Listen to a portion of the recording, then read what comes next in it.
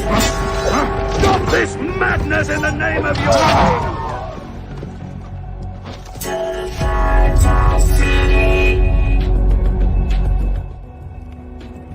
The long night is coming, and the dead come with it. No clan can stop them. The free folk can't stop them. The Night's Watch can't stop them, and all the Southern Kings can't stop them. Only together. All of us. And even then it may not be enough, but at least we'll give the fuckers a fight.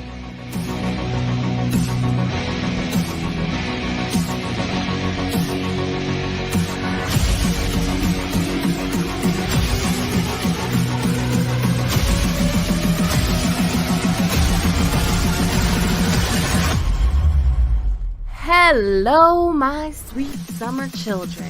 I'm back with some juice to get you through the long night.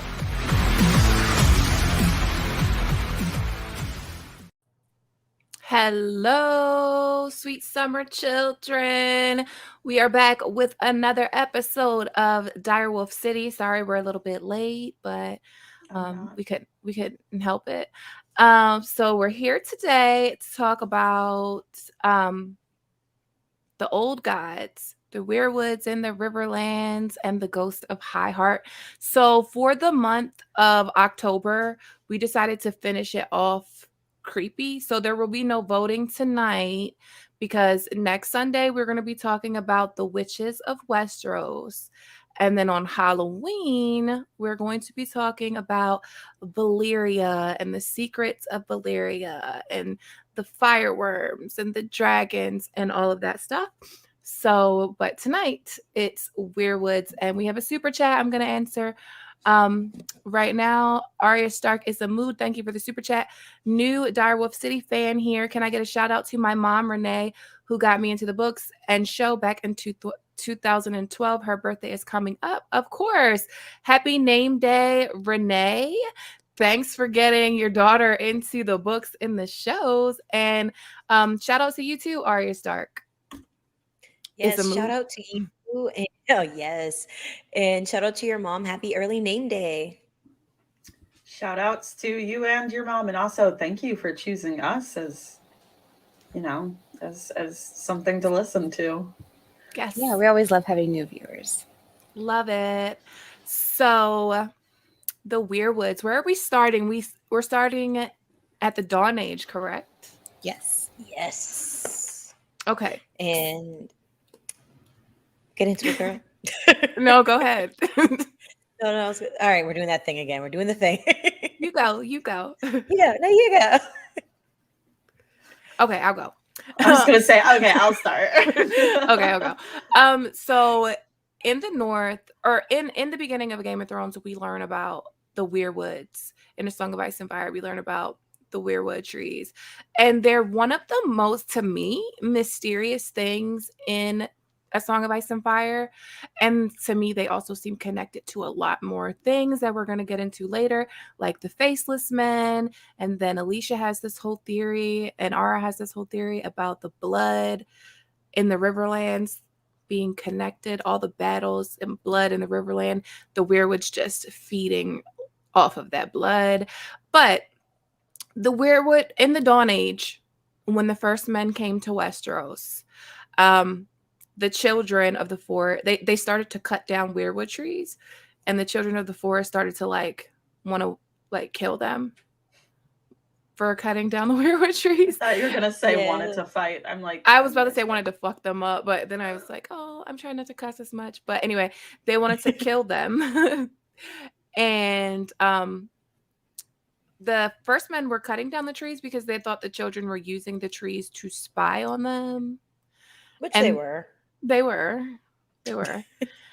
And then a war broke out. White Walkers were created. And then a pact was made. And the first men decided to take the children's Weirwoods as their gods.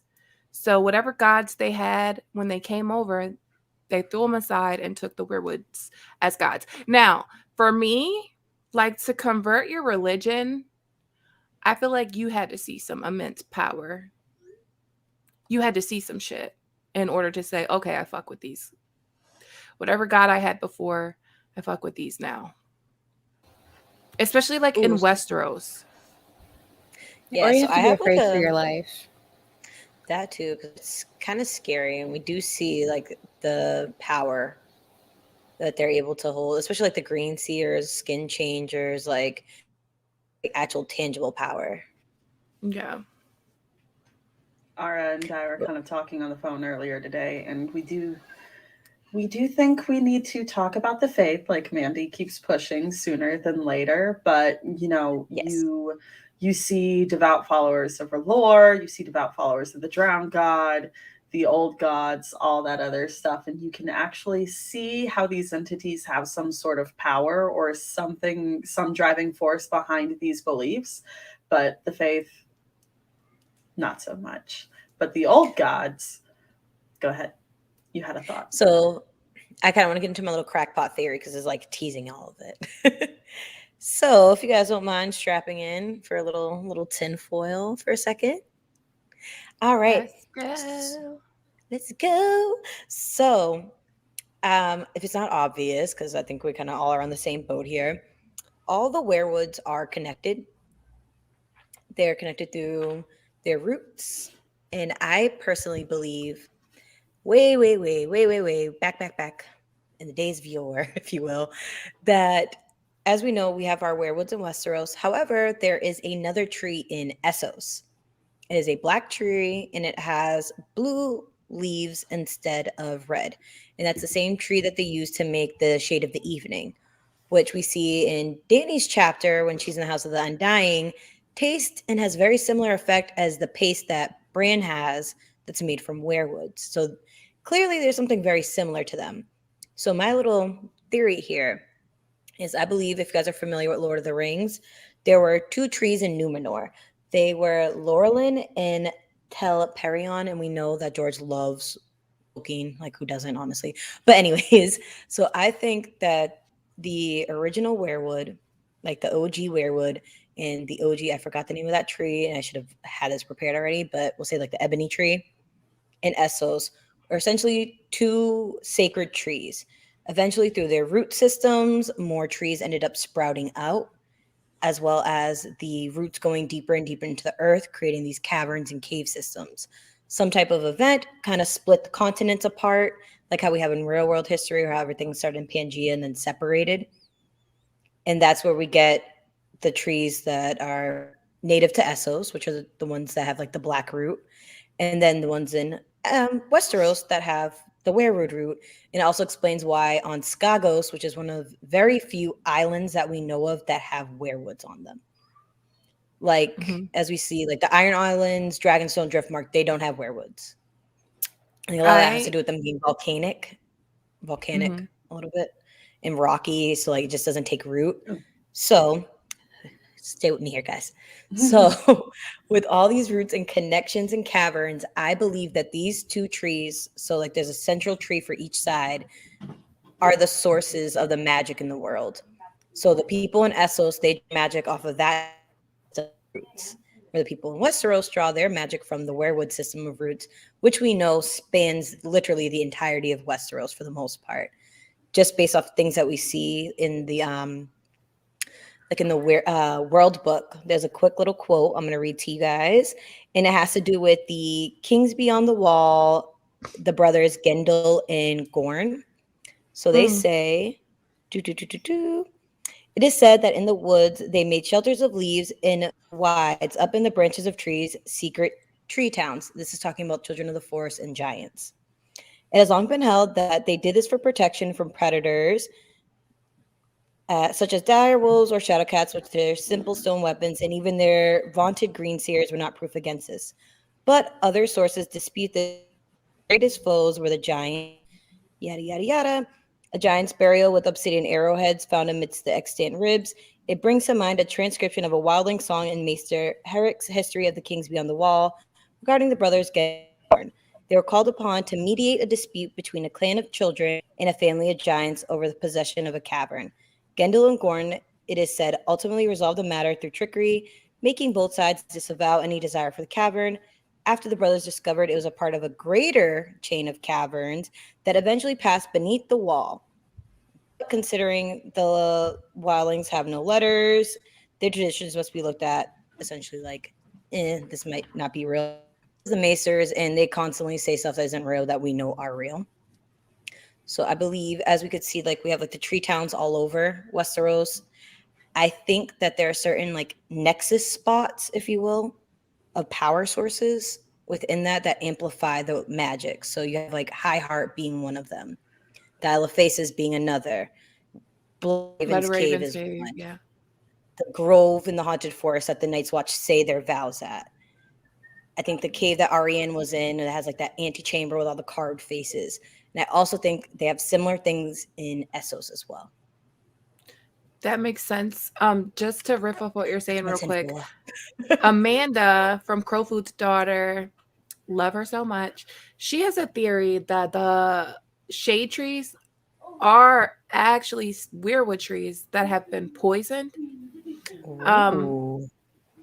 And if you've read Memory, Sorrow, and Thorn, guys, if you haven't, sorry, I'm about to spoil. There is a tree called Witchwood, and it's a sacred tree to the city.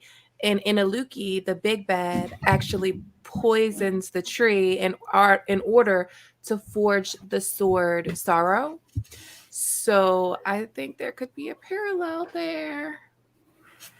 Yeah. So that's Alicia. Okay, so I was kind of having a thought while you were talking, Ara, and so you know how the Weirwoods petrify when they've been like chopped, like when they're dead and they've been left for so long. Weirwoods are kind of eternal. So I was thinking about Jojen paste and how Shade of the Evening is basically its counterpart and it has this oily consistency. So what if the oily black stone that we read about so much in the World Book isn't just petrified Shade of the Evening tree? Could be. I like that. Could be. Yeah. And I think, doesn't when someone drinks the Shade of the Evening, not Dany. It's when Euron gives it to Aaron. What does he say? He calls it oily, doesn't he? Mm-hmm. Yeah, he calls it oily. Thick and oily. Yeah. So real quick, we have a super chat from No. She says the blue heart in the House of the Undying could be a green seer heart. Feed its blood to weirwood trees, becomes filtered visions, inducing set for Shade of the Evening. I kind of agree with this tinfoil because the old ones have so many parallels to the weirwood trees themselves. They remind me of the singers. They do. And they say, I think it's Pyat Pri tells Dany, like, the Weirwoods, time passes different here for the old ones. Like, and it's the exact parallel to what Bloodraven tells Bran about the trees, how time passes for the trees. It's the exact same thing. Yeah, Mandy. The old ones are kind of a shadow for Bloodraven too. They're like not alive, but they're there. Mm-hmm. And they've been there for hundreds of years, it says. Yeah. And they're all like hooked to this heart that's sitting like in the middle of them, which is funny that it's just a heart when heart trees are so like prevalent in Westeros. So they're like there's an antithesis to everything to do with the heart trees with these black trees or something blue. It's weird. I agree. I hope we get to find out. Yeah. Oh, and I wanted to riff a little bit more on that little thing I have with like the twin tree systems. I think the Weirwoods represent the great other, if you will, and then that tree in Essos is more or less R'hllor. So I do think there's something to what they're saying. Because if you notice, like, she's... Am I frozen? Was I frozen? Yeah, for a minute. Yeah, for a second. You're good. All right. Okay, I'm good. But so you know, like Melisandre's powers amplify when she's at the wall, and how we were talking about last week, or I was saying, I think that the weirwood at the night fort is actually like built into the wall. Like the tree The itself gate. has roots that go. Yeah, so I believe that gate and the weirwood that's there are built into like in the wall itself and help to kind of get the magic. And I think that's why her powers is so amplified because it's essentially the same system. Yeah. Yeah. The thing is, do you have to continue to feed the tree for the power to remain? Exactly. I was gonna go with it. And the way to feed that power system is through blood. Blood magic. As we see, like the children of the forest, you know, the hammers of the waters, they had a sacrifice in Yeah. order to do something like that. And they And I had mean, to it's so sacrifice sad. a lot. Like, they had to sacrifice there's two versions. So one version is they sacrificed 1,000 captives, and then the other version is they sacrificed 1,000 of their own young. Now, sacrificing 1,000 of your own young and your child of the forest is huge because they don't have very many numbers anyway. So where would they even find 1,000 babies, children? That's But why I don't quite buy into them sacrificing their own, because that's just 1,000 out of their number. It says all the time that I like think they're few in number, but go ahead. I think the number's embellished. Right. Yeah. Like I don't think it was actually 1,000, but I do think in order for it to be like a really like True sacrifice. big sacrifice, like you have to sacrifice like somebody that means something to you. These obviously and don't mean shit. if you take the principle from the Faceless Men, like someone that has a lot gives a lot, but someone that doesn't have much gives their most important thing. Mhm. And I think for the children of the forest, it would be their young, because they say that they don't reproduce like man. It takes a long time for them to reproduce. So their numbers, and especially their young, would be very small. And I look at like Craster. Craster gives his own kids, and not only just his kids, sons, which in Westeros are considered to be above when girl children. Sons are And more look, important. and the In Night's the real King, world too. apparently, yeah. In the night, in the Night's King also gives his young too. Mm-hmm. Yeah. In the Riverlands, though, the Ghost of Highheart, she'll do some magic shit for you, and she only wants a song. Or a kiss. Yeah, look how nice she is. Kiss. She's so sweet. She's think so I'd sing sweet. for her. Just sing for me.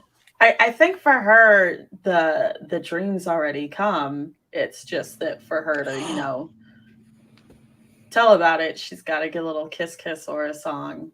My favorite is when she demands a kiss, because What if she's so turned down by that stuff now because of Summer Hall? Like, what if she was one of the people that was trying to teach Egg, like, you need fire and blood and sacrifice and blah, blah, blah in order to hatch these eggs, which she's kind of on the right track. We see when Dany hatches her dragons, did involve sacrifice and blood and all the other good stuff, and somebody that she cared about. So I think Well, how after much- Summer Hall, she was just like, yeah, I'm done. I'm not dabbling in this shit no more.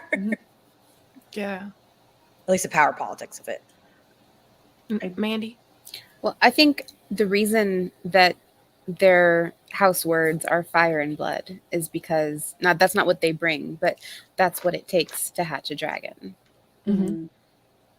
And you can't have, because they always say that the dragons need the heat, and they're kept inside of Dragonstone, which is a fucking volcano. So it's very hot. But after a while, they stopped having as many Targaryen deaths because there stopped being so many Targaryens. So like the eggs stopped hatching, and no one knew why the eggs stopped hatching. And I think it was because the blood magic from the big event, the Doom of Valyria, was running out. Yeah. Ooh, I just had a thought. We might be jumping around. A lot of people suspect that the Maesters had something to do with it, but who says this stuff isn't intertwined? It's the same damn book series after all. However, I do kind of wonder if, the dragons started dying off after the Dance of the Dragons. And I can think of like one big catalytic event that happened very close to a huge source of Green Seer / Children of the Forest power, and that was that battle above the God's Eye between Caraxes, Daemon, Vagar, and Aemon.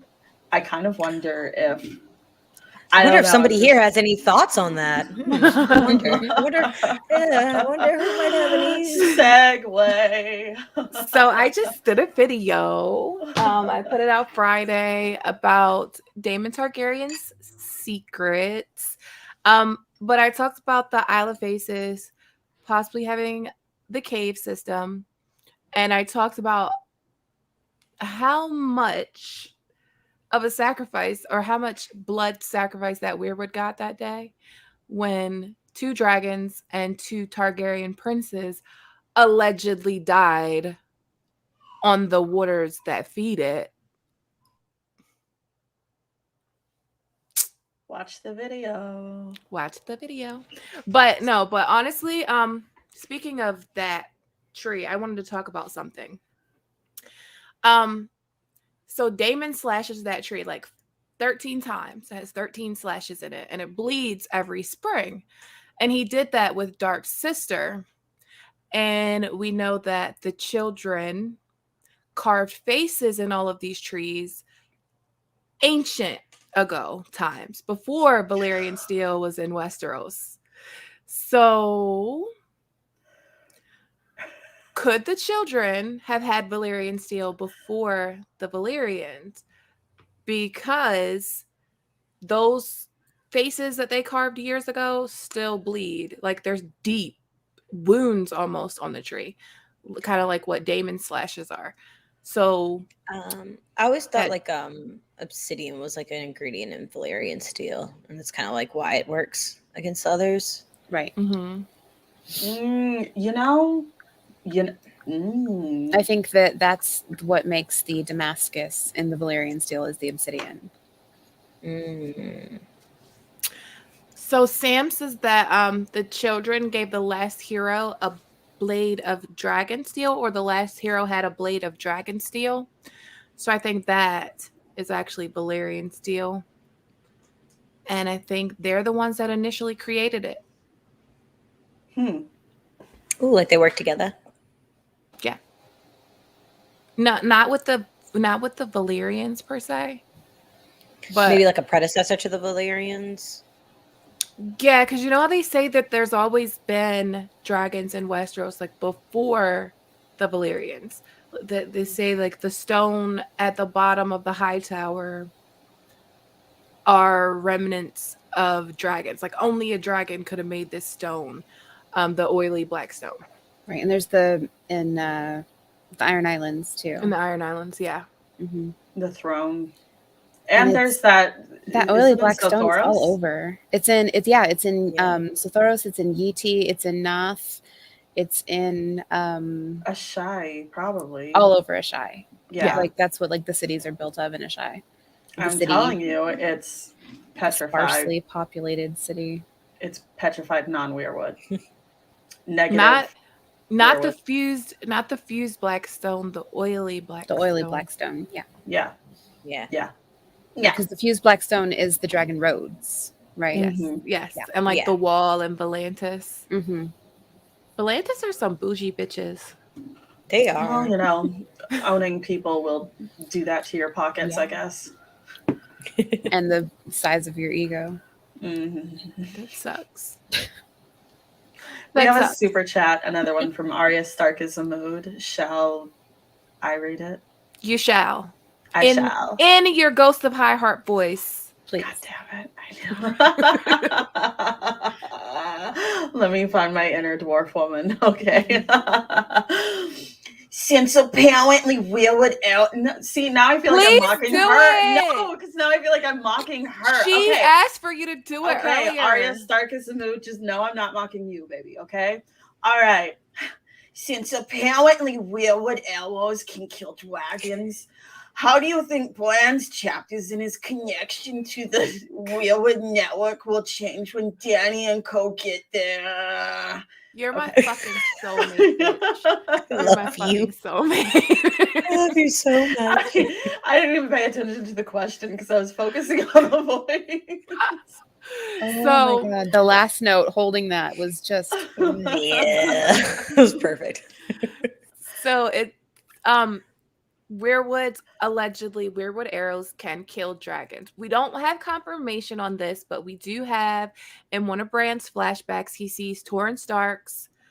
If you don't know who Torrhen Stark is the Lord of was the king of Winterfell that bent the knee to Aegon the Conqueror. So we see Torrhen Stark, or Brandon Snow, Torrhen Stark's brother, make 3 Weirwood arrows, and we assume that it's 1 arrow for each dragon. Vagar, Balerion, and Meraxes. Yes. I don't know why I wanted to say Caraxes so bad, but Because we were just talking about Caraxes. we were. Love him. Maybe there were twins, Meraxes and Caraxes, these Valyrian gods. Anyway, moving on. So that's one instance that we have the Weirwood arrows, but we also have another instance where Bloodraven, actually his second weapon of choice besides Stark's sister, is a Weirwood bow, and that Weirwood bow has Weirwood arrows, and he killed dragons with it symbolically. Yes, Alicia. Allison Blackwood also had a Weirwood bow. Black Alley. Black Alley, Yeah, I love she that did. bitch. Mm-hmm. Mandy. and we have an antithesis with that with the dragon bone bow that Dany was gifted at her wedding.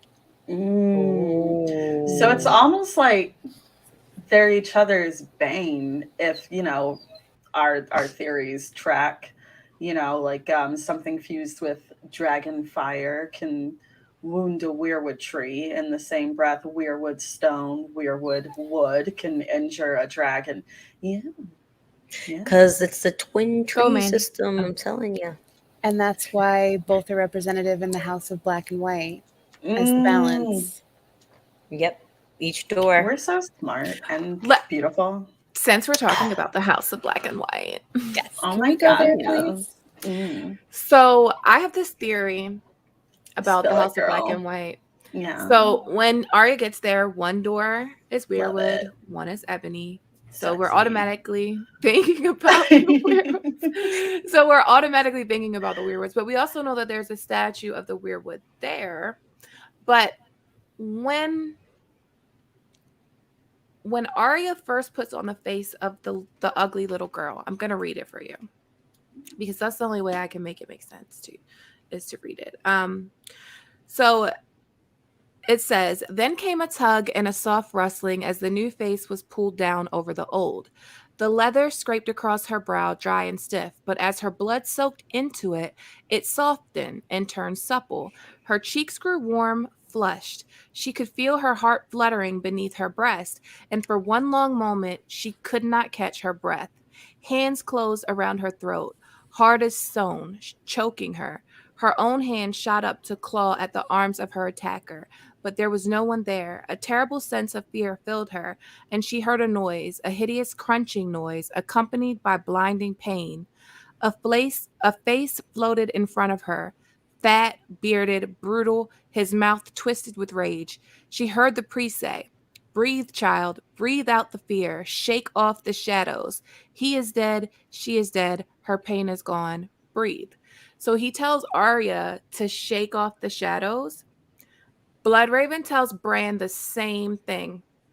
So when Bran first gets into the Ravens, he's like, I could feel someone else in there. And he was like, it's a singer long dead, a shadow on the soul. So Can we talk about how creepy it is that he was like, this is a dead person still there. Just keep going. The first line, pulling the scratchy dead skin over your face until your blood makes it soft.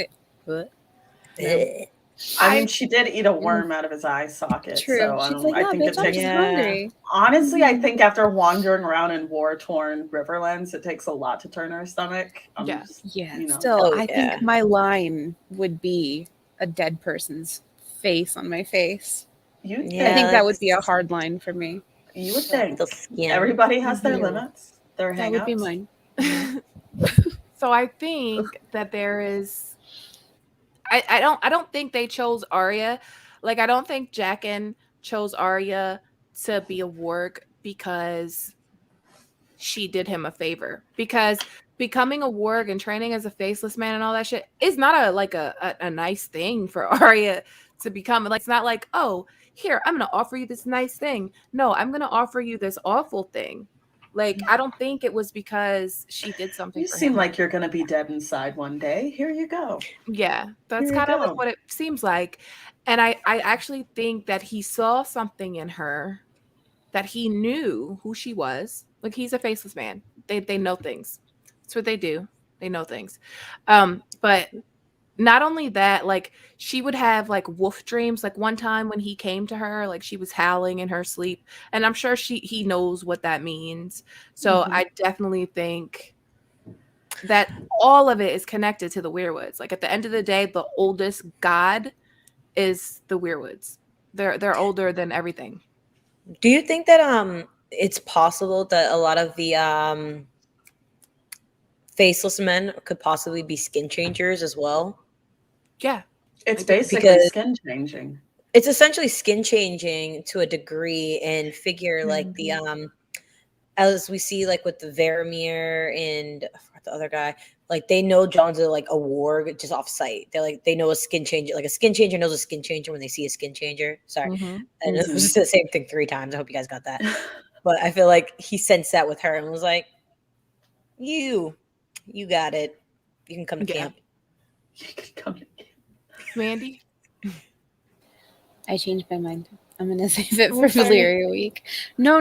It wasn't you. I was Oh. glad that you kept going because it gave me a chance to reel my shit back in. Because I got like really excited for a second. Because what I want to talk about is it has to do with Valyria and the Doom and that, and so it has to do with what we're talking about now.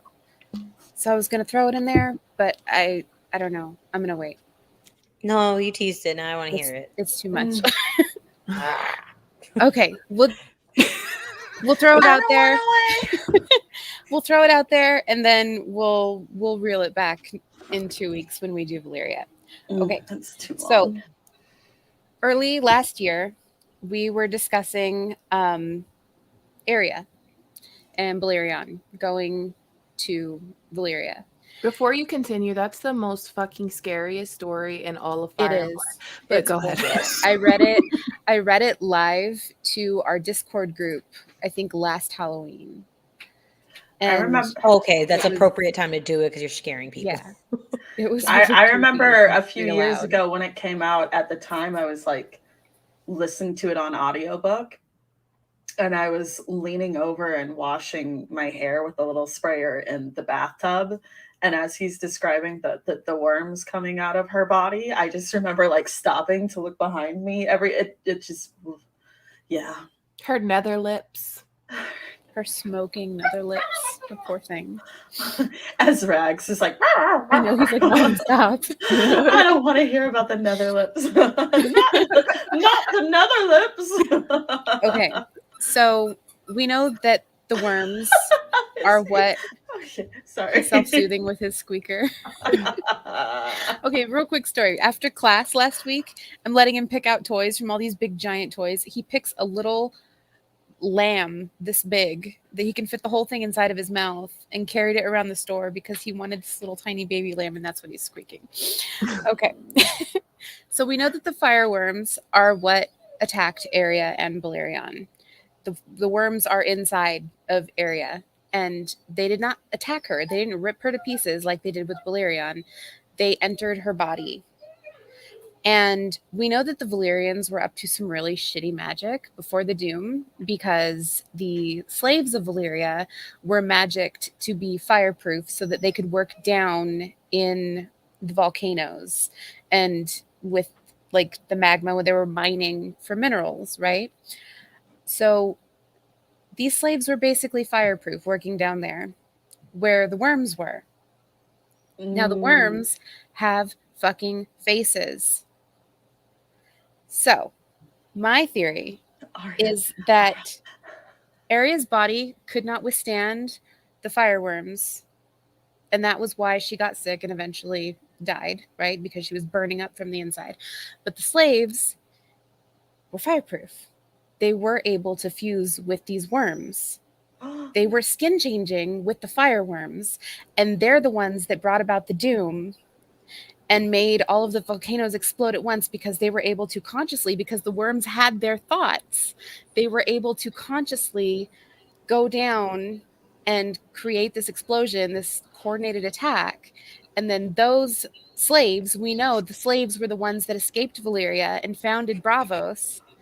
And so they became the faceless men because they knew how to change faces. Girl. Boom. I love that.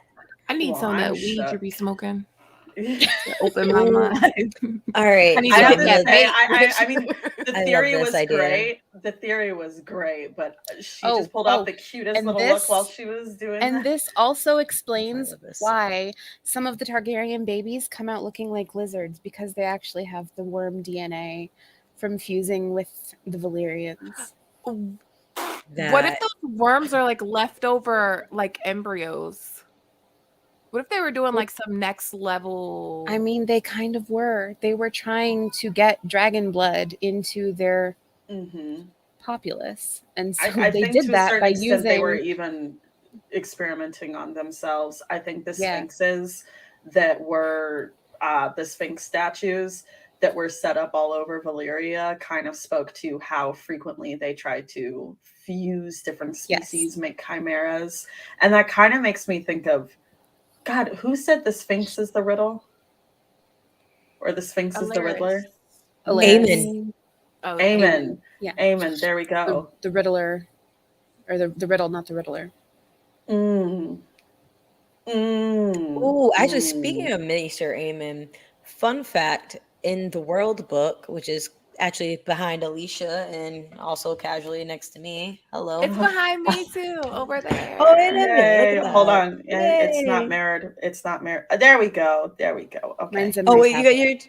your. Let's go. But they there's like a little sidebar where they say Maester Aemon like had been sending like information from books that he had found in Castle Black, pretty much confirming a lot of like suspicions about like White Walkers, Weirwoods, Skin Changers, all that like old god magic, if you will. And they just write it off like, yeah, he's always no talking about. But I think that's interesting a little bit because all the information he was finding in these old libraries at Castle Black, and we know he was keeping in contact, obviously, with his relatives still while they were in power. As we know, he kept in contact with Egg. And I feel like in my heart of hearts, when Egg goes to do the whole thing at Summer Hall, that he was consulting Aemon to like look into some stuff from like First Men rituals and stuff like that, and like blood magic and shit with the Weirwoods. It's weird. It's a lot. I don't know. I'm sad he's dead because I feel like he had so much info. Mandy, tell Right? them Did you our and I just theory. did you and I No. just look at each other through the screen? Yeah, tell them our theory that we came up with Friday, Mandy. Okay, so we were talking Ooh. about Mary Mesdor and Dany. It's the first chapter where Dany and Mary Mesdor meet each other, and she's given these like really specific parameters. Like Dany says she's 40. She doesn't say 40-ish. She doesn't say around 40. And she says that she went to Ashai as a young girl, and she says that she studied under Marwyn in Ashai. Mm-hmm. So we know exactly when Marwyn was in Ashai. It was at the end of Small Egg, Egg 5. It was at the end of his reign, right before Summerhall. He sent Marwyn to Ashai for dragon lore. Yeah. Yeah. She Okay, said, okay. because- This is like, what this she is Aemon- great. Wait, are we talking about Guys, Aemon or listen. Egg? Guys, Egg. listen. This You is know- getting you know how too it's good. like working This is with- getting too good, Wait. which is why I'm going to say we're going to have to save it for 2 weeks from now before we run out of Valyria material. We gotta talk about it right now. No, it's all Hold connected. on. It's all connected. It's all connected. can't- It's all we connected. can't Okay. lose it. We're gonna circle it. We're gonna circle it. Just give me. We're gonna just give circle me back. We're gonna one circle minute. back. We're gonna circle back. So, Okay. I like this, and I think Egg and Aemon were also working with Marwyn. Yeah. That's what And we're that's that's why what we're saying. Aemon was so behind sending Sam to the Citadel. And Marwyn was like, knew you were coming, got my glass candle, saw you on there. But what I think is Gotta interesting with go. them, FaceTiming Sam. But no, I think is interesting with those like glass candles is they literally are very similar to Weirwoods. Yeah. They serve very similar functions. Seeing from a distance. Seeing From a future distance. events, past events. And I wonder, so we know that Bran, when he uses the Weirwood, he gets like really clear visions of like past, present, future. They're not really like encrypted or anything. But when we see things like from High Heart, like the Ghost of High Heart, Jamie's Weirwood Stump dream, and some like the other Weirwood dreams that happen throughout the story, theirs seem more encrypted. They like, I'm assuming it has to do with him being a green seer, so he's able to see better. But Mandy, you got thoughts? The glass candles were used specifically for communication in the beginning. That was how they, like, it's like a game of telephone across the continents. And I think that they're more specific and more clear when they're with a glass candle because they're able to like pass information directly. And I think that's how Davies the Dreamer got her information. Her dreams were glass candles being whispered in her ears. And I think that that's what's happening to the girl in Dorne also. Oh, think the she's- Tolland. Yes, I think she's intercepting glass candle communications. Because like Ray always says, the glass candles are lit. So there's some shit going on with the glass candles. Glass candles. Oh my gosh, she's City Nights podcast. she's in between. She's in between Marwyn and Quaithe if they were Right. two people communicating. Right. So like, she's literally picking up, sits right. she's like getting the there. crossed wires. Sucks. I love that. Oh, so what if that little girl and like some of these other people that get those visions like have some of those like latent, like not necessarily green seer, but like those green, like Jojen, how he has the green dreams. Like they all possess that same type of thing, but obviously they call it dragon dreams. But what's the difference between a dragon dream and a Jojen green dream? They're all very, very similar. And the dragon dreams, I agree, because the dragon dreams are very symbolic as well. Like It's just called something else. who is it? Dunk, when he meets Daeron. I think it's Daeron. Daeron the drunkard. He's like, oh, I seen you. You fell on a great dragon, or a great dragon fell on you, or something. I can't remember, guys. So many quotes. They make you remember and remember. They make you swear and swear. No, but a dragon fell on it. Whatever it wasn't an actual metaphoric. dragon. It was metaphoric. It was actually Baelor Breakspear. So He was the great dragon. Yeah. Because he was a great dragon. Because when he took his helm off and his like noggin split in half, he fell on top of His Dunk, correct? Yeah. Yeah. And then John the His douches fell Fiddler. out. Question: say his what coochie came out first? What came out first? Wait, what came out did first? she say his coochie fell out? Who? No. What did you say? You're hearing what you want to hear. What did you say? What I said fell his out? gushies, his brains Oh. and blood and Coochie. not his coochie. He had no head coochie. Yeah, I was about to say that, Josh. John the Fiddler's dreams seemed more like straightforward. He basically was like, Dunk, I see you. You're going to be a king's guard. Your whole life is going to be to serve your king. And that's... Let me creepily rub your shoulders. Would you like a white coat on these? That's just the thing, though. That's just the thing about dreams and interpretations. Like, I feel like we've talked about this before. Even people who dream things that are going to pass in real life, whether listeners believe in that or not, you know. Oh, Edric's back. Who gave him a wrench? I did. Okay. Obviously all right. her. That's too much power. All right. Yeah, no. So With great you power know, comes great responsibility, Edric. some of the people who are prophetic in A Song of Ice and Fire have very literal dreams. Some people have metaphoric dreams. Some people have a mix of both. I truly believe that Melisandre is one of those who has experienced both, and it's why she has such a hard time interpreting her dreams. And I think that Bran also, when he, in a weird way, it's not that he's dreaming, but when he sees through Summer's eyes, in a way it's metaphorical because he's understanding things the way that Summer understands things, kind of like the way stone it seems to snake. comment. Yep, the stone Yeah. snake coming out of Winterfell at the end of Clash of Kings when it was destroyed, the way that Summer's mind interprets the invasion of the Ironborn when they're running around, when the two wolves are running around the Godswood. So you have people like John the Fiddler, aka what was it, Daemon Blackfire the second? Was it the second?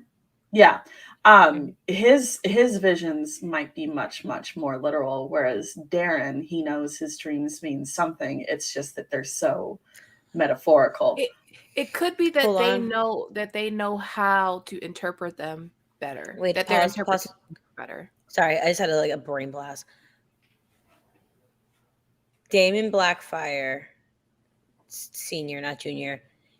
His mom's a Bracken, yeah? Mm-mm. No? What's his mother? The original Daemon Blackfire is the bastard of two Targaryens.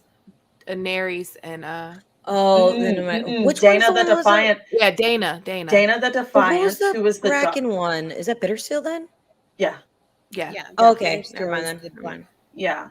So Ignore me. Daemon is the son of Dana the Defiant, who was the eldest daughter of Oh, we didn't answer that other super chat. Sorry. Oh, we didn't. I No. can't pull it back up. Wait. Hold on. Can anybody pull it back up? I can't. Mine doesn't Got go it. that far. Got it. I got it. So no said going in the Weirwood could allow one to survive timeline changes. Trees north of the wall are isolated. You'd survive even if your body ceased to exist? Question mark. Yeah, I It think you seems like do. it. Because that's why the children are so furious when the trees get cut down, because their ancestors are actually inside the tree.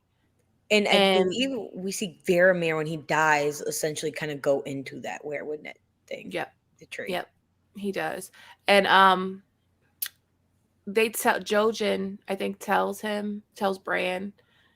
Jojen, Mira, Leaf, somebody in that cave says to Bran, like, the singers go into the trees when they die. They go into the trees. Exciting. We have another chat. Yeah. We have a super chat from Count Valerian of House Tatters. Thank you for the super chat. Trying again. Happy Juice Day. And I wanted to answer this. Sweet Swag, thank you for the super chat. What are the books called for Dunk and Egg? I can't seem to find them anywhere. So it's 3 books, or it's 3 stories. Novellas. But you can, 3 novellas. But the mystery, A Knight of the Seven Kingdoms. I have a link for it in my bio if you want to use it. You know that moment in the last lighting. season? The moment in the last season when Brienne is knighted and they name her a Knight of the Seven Kingdoms? Yeah. It's the most beautiful moment. Best if you moment haven't read the novellas, please pick them up. They are, in my opinion, just as good, if not better than the main series. They're slightly more lighthearted than the actual proper So, series. fun fact. So good. Do you think it's going to be like Harry Potter, where like they start out lighthearted and the more it progresses, the darker it gets? Yes, because it's going to ultimately end at Summerhall. It is Summerhall. Right. Can't get much darker than that. But fun fact, the guy that is Ryan Condal, I think his name is, the guy that's developing... the guy that's Ryan Condal, the guy that's developing House of the Dragon, the writer for House of the Dragon, is a huge A Song of Ice and Fire fan, and his favorite is Dunk and Egg. And when I heard that just gave me so much faith in the series, because Dunk and Egg is not like high stakes. You know what I mean? Like I feel like you have to be an A Song of Ice and Fire fan to enjoy Dunk and Egg. Yeah, I don't feel like it's just a book you would pick up and read and be like, oh. You would have no idea what the fuck was going on. Not at all. Alicia? Well, let's hope he watches Direwolfcity and gets his shit right.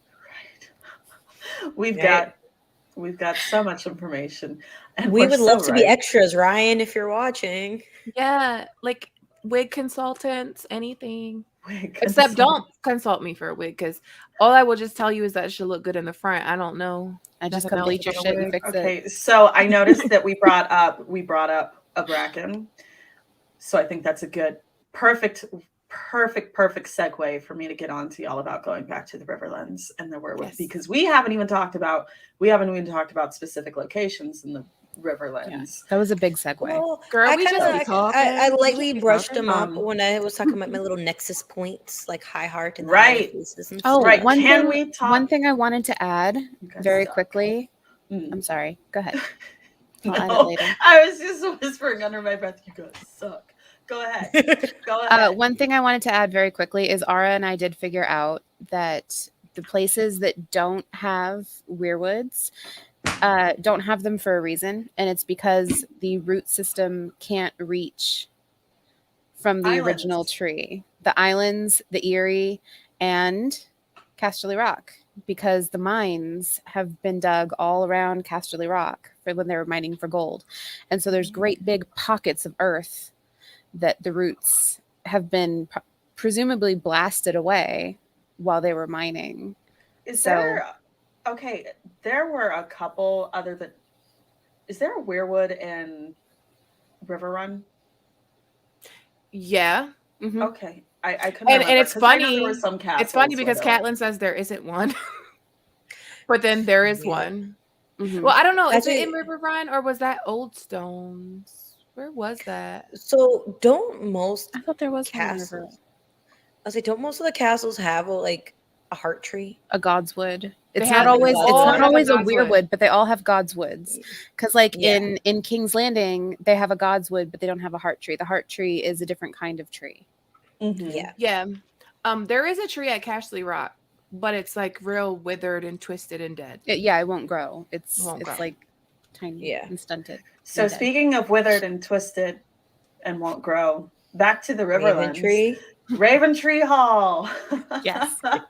let's start there. We really need to actually start talking about the Riverlands.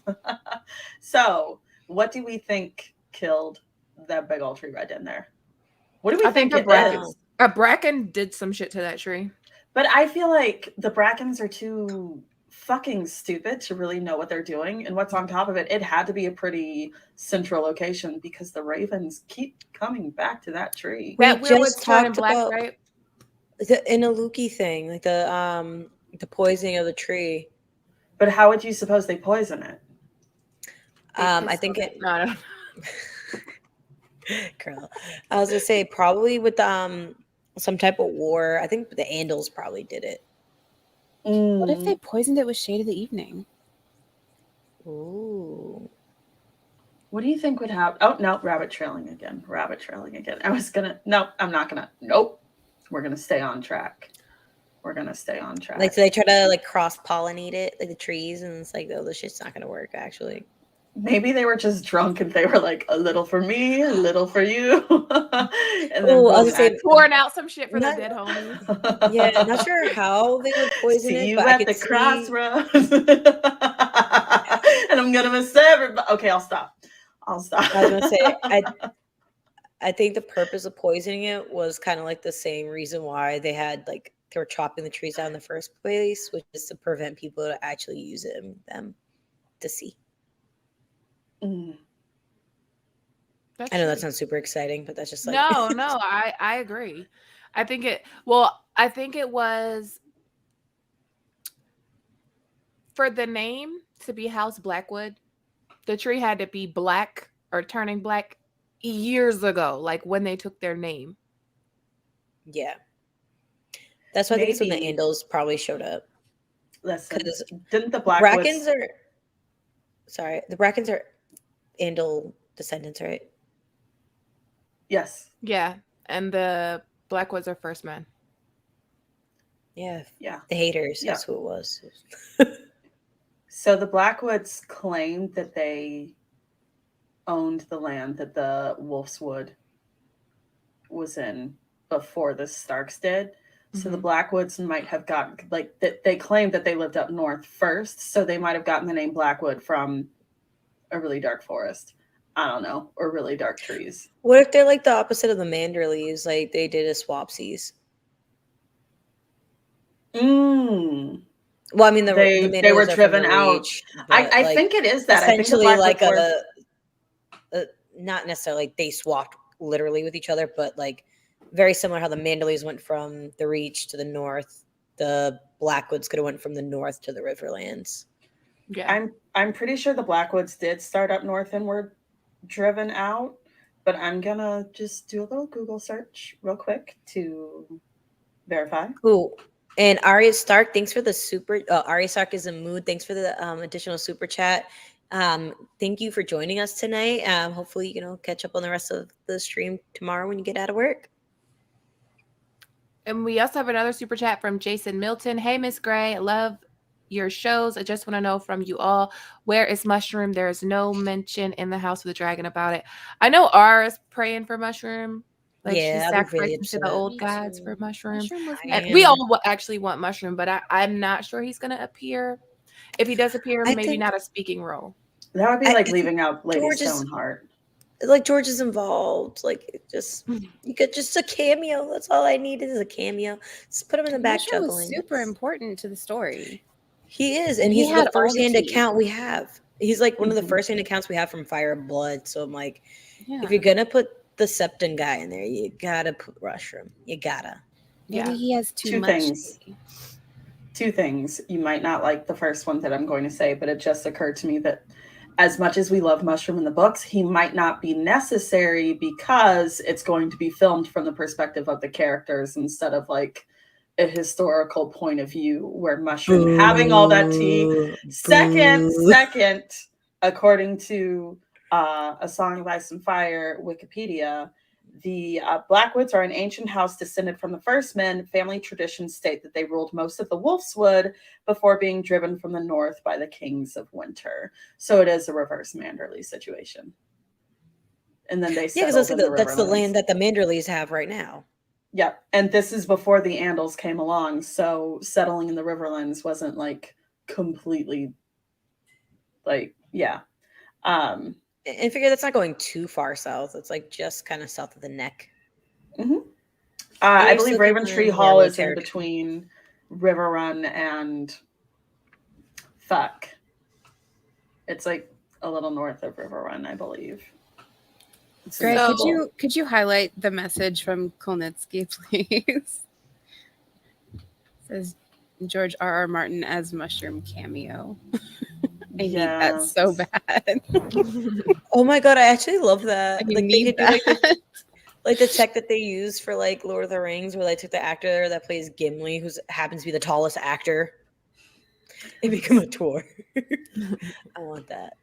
I would love that actually. Yeah. So I want to talk about High Heart. Yes, I've been dying to talk about High Heart. Oh, I found out So- where Raven Tree Hall is, by the way. It's like a little bit north of Riverrun. It's along Yep. the coast, I think. And Near know the what's in coast. between Raven Tree Hall and the Isle of Faces? High Heart. Yeah. Okay. They're all So right there, in a let's- diagonal. let's talk about High Heart. So I was talking to Ara. I was talking to Ara, and I kind of came to realize that maybe, just maybe, High Heart has been like right in front of our fucking faces this whole time, under our noses, as the heart of Westeros. Was The it High Heart. Heart that you thought, or the Isle of Faces? High Heart. High Heart. I think the Isle of Faces was kind of. Correct me if I'm wrong on my timeline, but High Heart, the 31 Weirwoods were cut down and destroyed after the Andals invaded Westeros. There was kind of this like battle of the five armies, last stand between the First Men, Wargs, Greens, Children of the Forest, Andals, all that other dumb shit. The old God followers lost that one. The stumps were chopped down. Correct me if I'm wrong, but I think that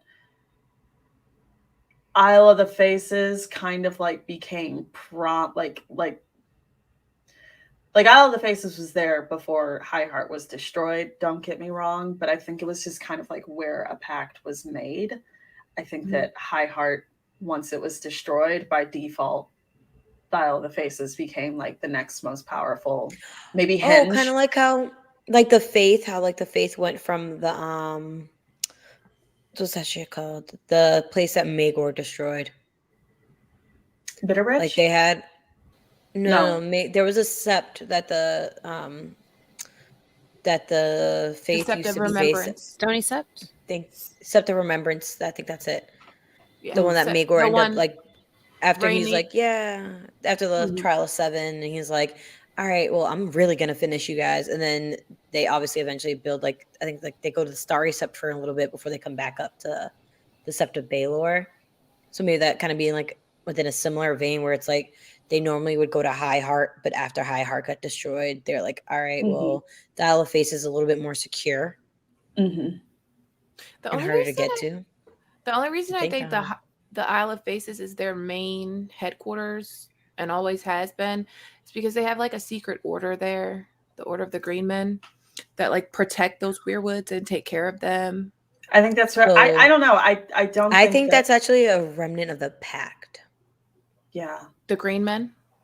Yeah. Actually, can we get into the Pact for a Yeah, second? but if it yeah. was, but like, why would they choose to fulfill the pact there and not at High Heart? Because of the Maybe because it was a little more tucked away, so that way the trees that observed this pact could always remain. Where High Heart is like, yeah, you can't sneak up on It's it without unprotected. people. Yeah, it's out in the open. Now the advantage of High Heart is that, and if you look at the little like the way on the map, the Westeros map, the way High Heart is drawn. Once you see it on a map, it's like a really, really tall hill, like almost like as tall as some of the mountains that they draw, or the hillis, whatever you want to call it.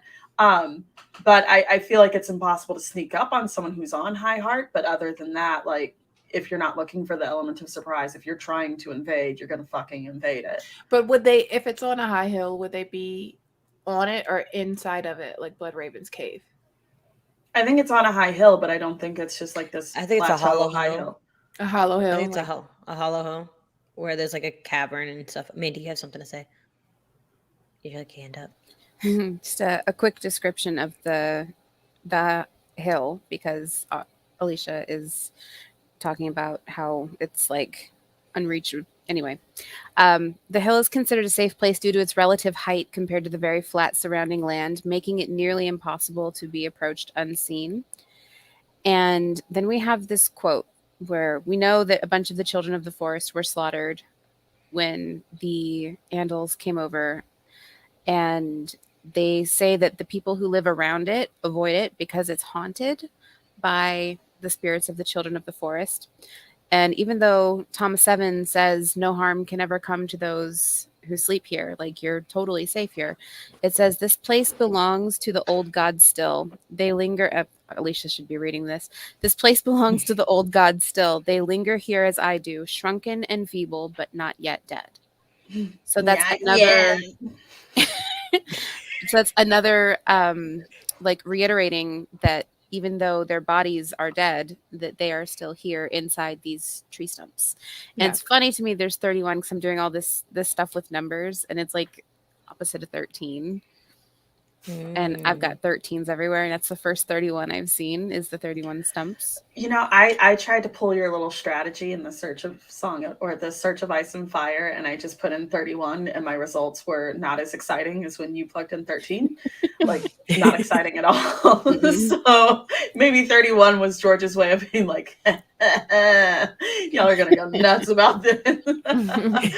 But well, it's just because it's the opposite of 13. It made me like look back. Inverted. But 13 is usually associated with like treachery and like bad things happening, and then 31 is still bad things happening. It was a slaughter and cutting down the weirwood trees. So I don't know. It was weird. I'm still I think the ghost of High Heart wears slippers. Like just a random thought. No, whenever I imagine her just like sneaking up on them while they're in barefoot, camp, like Arya waking up, I just imagined her just like cartoonish. Like I just don't imagine her as a real person. Some like pink bunny slippers. Like I can't. Yeah, literally, just like kind of like coming up on them. Like, where's my kiss? I think she's barefoot. I think she's barefoot. She seems like a barefoot girl. I think she would be too. Yeah. Yeah. Someone said 31 ice cream sorts. You know what? Baskin Robbins. So we know that when the weirwoods are cut down, that they don't lose their power per se, because we have an example of Jaime Lannister falling asleep on a stump and getting a very crazy prophetic weirwood dream. Yes. Yes. Very Ooh. crazy. Oh, It's speaking a good of dream. weirwoods A lot and going them on. not dying and stuff. Tranquil Ashes, thanks for the super chat. Do you think a heart tree could grow in the Valley of the Vale? And do you think there will be a big replanting of weirwoods? I think if Bran does become king, which it seems like it's most likely going to be the thing, I could see him wanting to replant weirwoods. I just got a vision of him being like a parasite reproducing all over the place. God, I hate Bran. Yeah, exactly. But Boo. I like just Melisandre's splooshing and burnt a lot of saplings the all over trees the place. down. You know, have you ever played Ocarina of Time? That Wait, Legend of hold on, Zelda game? Sorry, hold on. You When remember when the somebody great Deku? Hold Yes. on. Wait, She wears Little Crocs. sprout pops up. Can you bring up XOXO She wears Soleil? No, she's like bonnet on, boobs to her knees for Ghost of I don't see it. It's right above no super chat. I love that. Yes. Her boobs Do definitely your would be titties saggy. hang low? Do them. I don't see it. Right above the super chat. It's Count Balerion of House Tatters right above that. Right underneath that. It's no, super chat. Right in between Count Balerion and no. Look, I see this. Right underneath This? that. Right underneath that. What's next? Oh, weird. What? How do Is you it right not under see that? Yeah, it's right under the. Under it is this. No, And then this. okay. No. And this. I'm telling Wait, you, what? I can't wait Why to be can't done you with not StreamYard. She's It's like, StreamYard. Is it Can this you not one? see Is it? it this? How can you not Okay, see go to it? no's $2 super chat. What's with the Weirwood Yeah. / Blindfish? And it's right above that. Which Right above that is this. Yeah, she said above that is Balerion. That's who's so weird. 'cause XOXO, I do you have gray blocked? Did you block me, baby? I could see it. Bonnet But, on, so boobs to her knees. Someone else reposted it so that you could see it. Can you see that one? It's No, like very right above bottom, the comment Kurt. that says, "This is so exciting for people that can't see the super chat." We're just like, "It this one? No, it's this one." I All don't. right. It's StreamYard. That's okay. Yeah. Anyways, it was a funny mentioned comment. It was Thank funny. you for sharing. It was great. I thought it was funny. But what's with the Weirwood, Blindfish, and Arya and T-Wow? Do we know that those The fish cave are blind? system. It's the cave system. It's the same black pool Did one of the mods that they delete it? describe. If I one of you will be guys pissed if did, they Because did. I can see You know it what, right Edric, now. you had one fucking job, okay? it was Edric's fault. We're just gonna let's blame Edric. Oh, but yeah, maybe you look super excited. Say that Mandy has a ransom Hold on, hostage. Shh, Mandy's excited. I just found another parallel between East and West Oh, from that Ooh, super go, chat. go. Blind fish. All of the fish in Ashai are blind because they live in the dark, and there's blind fish under Bloodraven's cave. And in the Ariane cave, there's blind fish. I got and so there's excited black over fucking pools. blind Wait. Are the fish But the blind black in pools- Arya? Yeah. In Ariane's I chapter, thought- yes. Well, no. And aren't they Same blind in chapter. Bloodraven? Ain't there blind Yeah, fish yeah, And in they're blind in Bloodraven's They are. Bloodraven's cave, and they're blind Okay. in Ashai. Okay. Would you eat In these the fish? in the I need to water. know. Yes. Probably I like not. fish. Yeah, like I wouldn't sushi. either. I like That's fish nasty. too, but I love they fish. seem but like I like mutated sushi. fish. Go for it. I've eaten some weird fucking But- fish. Bring it. All right, so that cave, That's so what the she cave, the said. black pool. So the black pool, obviously, we see in that cave, it has a blind fish. We also see like black water and blind fish in Bloodraven's cave. Bloodraven's cave. And that's what's all over Ashai is black And, water from the Ash River that's poisoned, and the blind fish that live in it. and nowhere else we see a black pool of water. Winterfell. Winterfell. The Da, water. da, da, da, da, da. Okay. They're all connected. And any fish that lived in that would be blind because the springs are warm and their eyes would boil out. Exactly. That was a picture I just got. You're welcome. Love you. Oh, it's like the salmon that unfortunately died in California this year. Warming. Maybe As we're all like, you know what it made me think of? The God. aqueduct that we were talking yeah, about. Lester Juice. Lester. Coming soon. So Coming soon. tomorrow, guys, our podcast, Preposterous as Fuck, or Preposterous AF. It stands for Preposterous as Fuck. But I thought it stood for anomalous, but The it don't anomalous matter. file. it depends who you Carry ask. on. It depends who you ask. Yeah. Anyway, it'll be out tomorrow on all platforms, and our first episode is titled Ara. I wasn't ready. It's the madness of two. It's the madness of two. I think it was called Socks in the Freeway or something. No, I got it. It's episode 1, Sabina and Ursula Erickson, Madness of 2, Socks on the Highway. Socks on the Highway. That's all you need to That worry sounds like about. a mouthful, guys. It's a crazy story. Just know right now, shoes will fly off of feet. Just that's how you know it was a, hang in that's there. how you know it was Wild a ride. good hit. Yeah. Oh, So- Edward Martin. That's a great movie. I just watched it the other day. Thank you for saying that. Which movie? Blood In, Blood Out. This super chat from Jason Milton. I've never heard Yeah, of him. let's do it. Thank you for the super chat, Jason. Do you think Nettles and Rhaenyra will get into a fight between the love and loyalty for Daemon? Is Nettles post Melisandre? What do you ladies think? So the only person I think that could be Melisandre is Alice, the Witch Queen of Harrenhal, and we'll talk about that next week. But Or she has, Star. yeah, but she has many parallels. Melisandre has a lot of parallels with Alice Rivers, even down to the way they talk. Okay, so I was thinking of a different way of the Nettles Melisandre connection. So you know how like Mel essentially like kind of pulls Stannis, like I mean Stannis and Selyse weren't really much to begin with, but like Stannis, like you know what I mean? Like he like essentially just kind of pulls further away from his wife and gets like more into Melisandre, wants to make shadow babies with her and all the other weird shit that he's into. It makes me think of Daemon and how Daemon gets super into Nettles. And I don't like to think that Nettles is Leaf. I love it. But I do think she knows some like weird type of magic related to the old gods and stuff. Like maybe she's like a skin changer or some shit.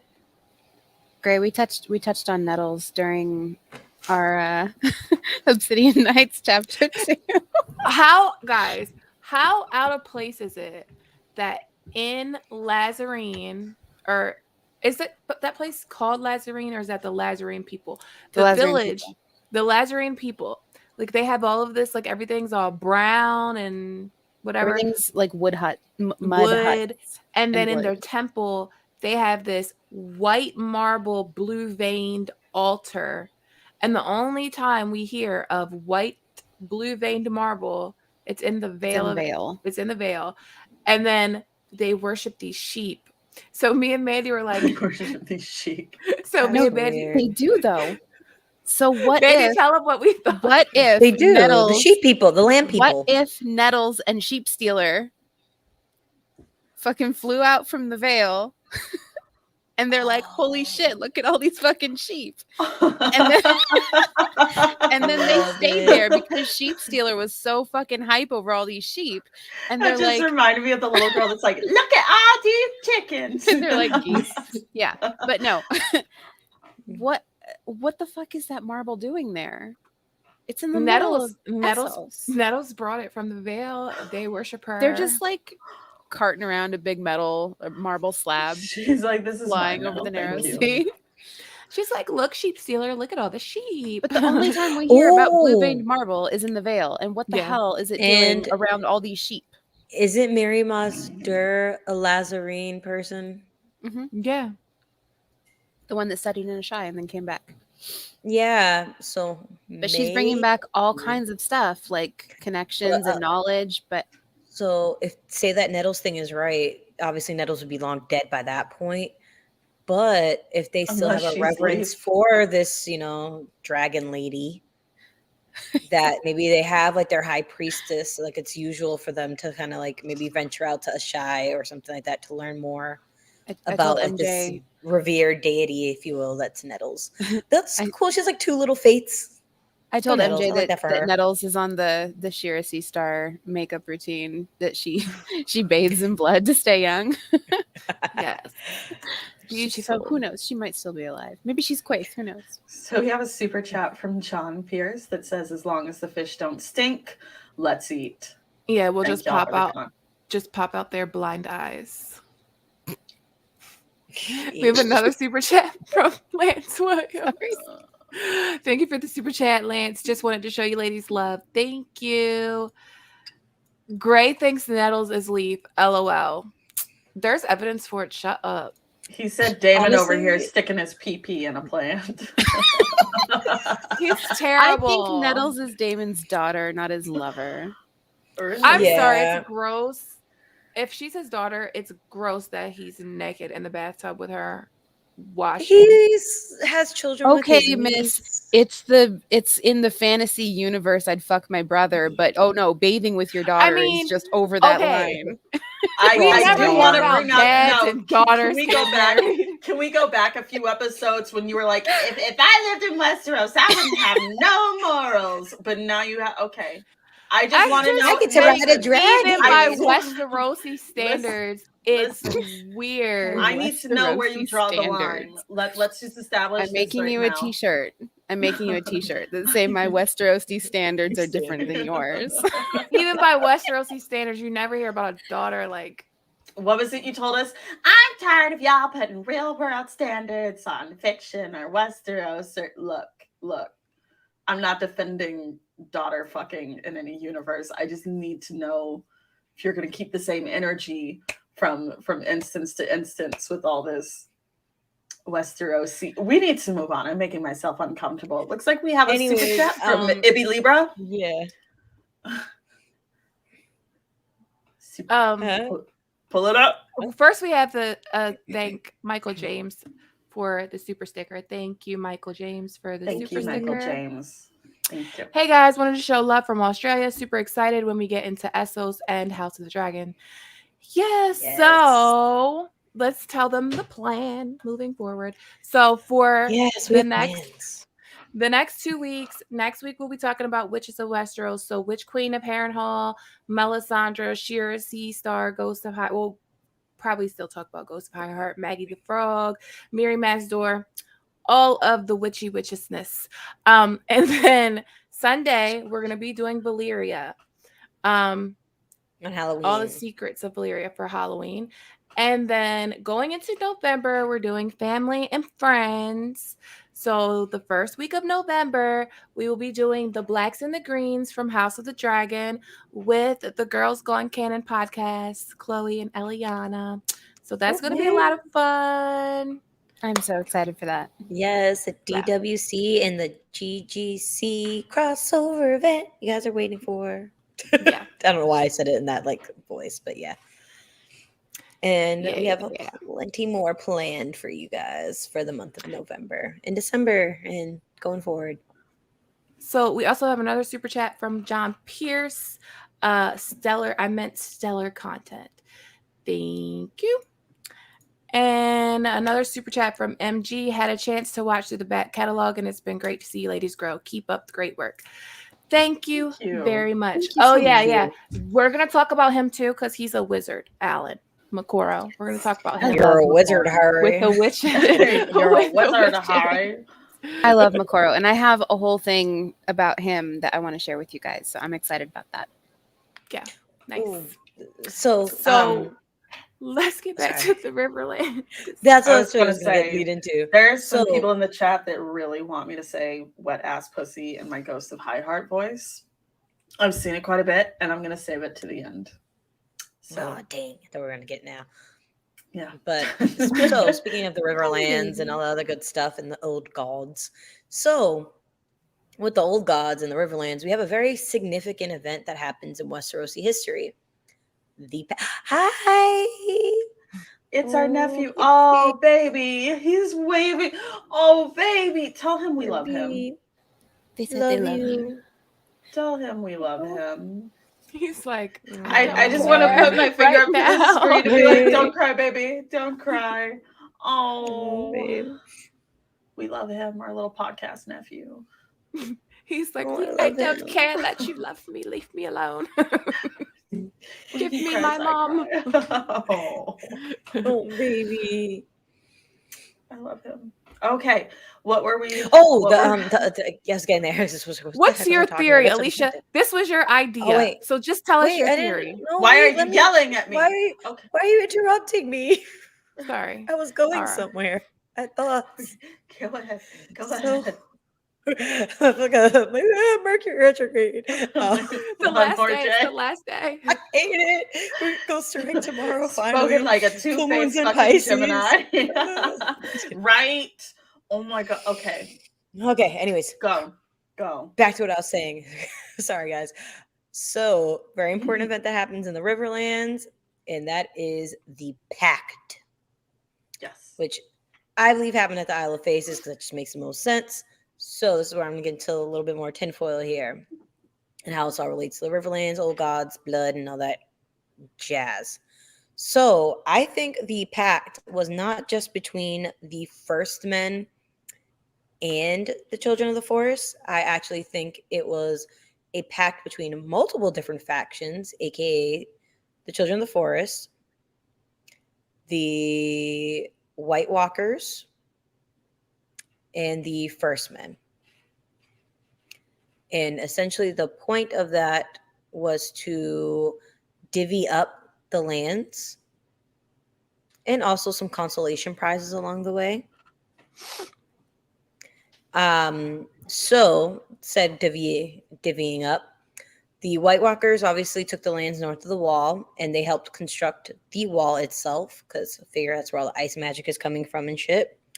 So they get the lands north of the wall. The wildlings that reside north of the wall, I think, were there kind of like to help them reproduce, because we know the White Walkers can't obviously reproduce on their own.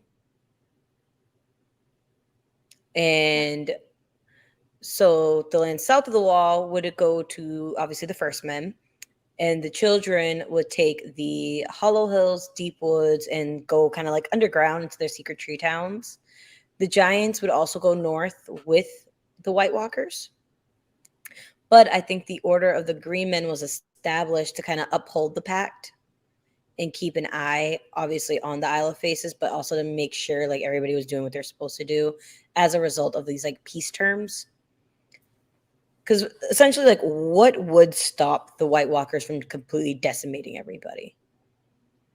Like, I feel like somebody had to sit them down at the table and be like, all right, what can we do for you to make you go away?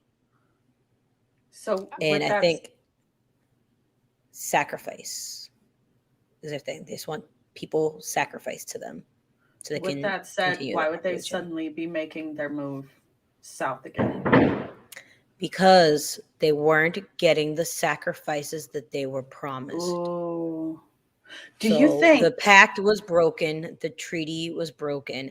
So by the terms of the agreement of said pact, they're essentially kind of going back to retake their shit. They're like, you guys broke the terms of our agreement. So do you think that their ultimate pit stop, maybe not ultimate, but like a huge pit stop for them would be the Isle of the Faces?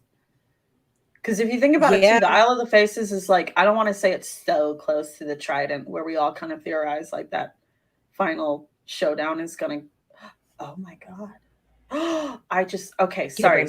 I just had this, vision almost like a prophecy. I know. Okay.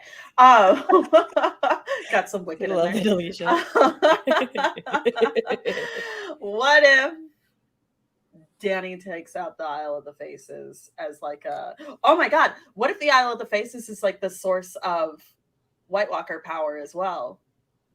Because my big theory, I don't know why I think this, my big theory is Dany kind of goes out on Dragonback with Drogon.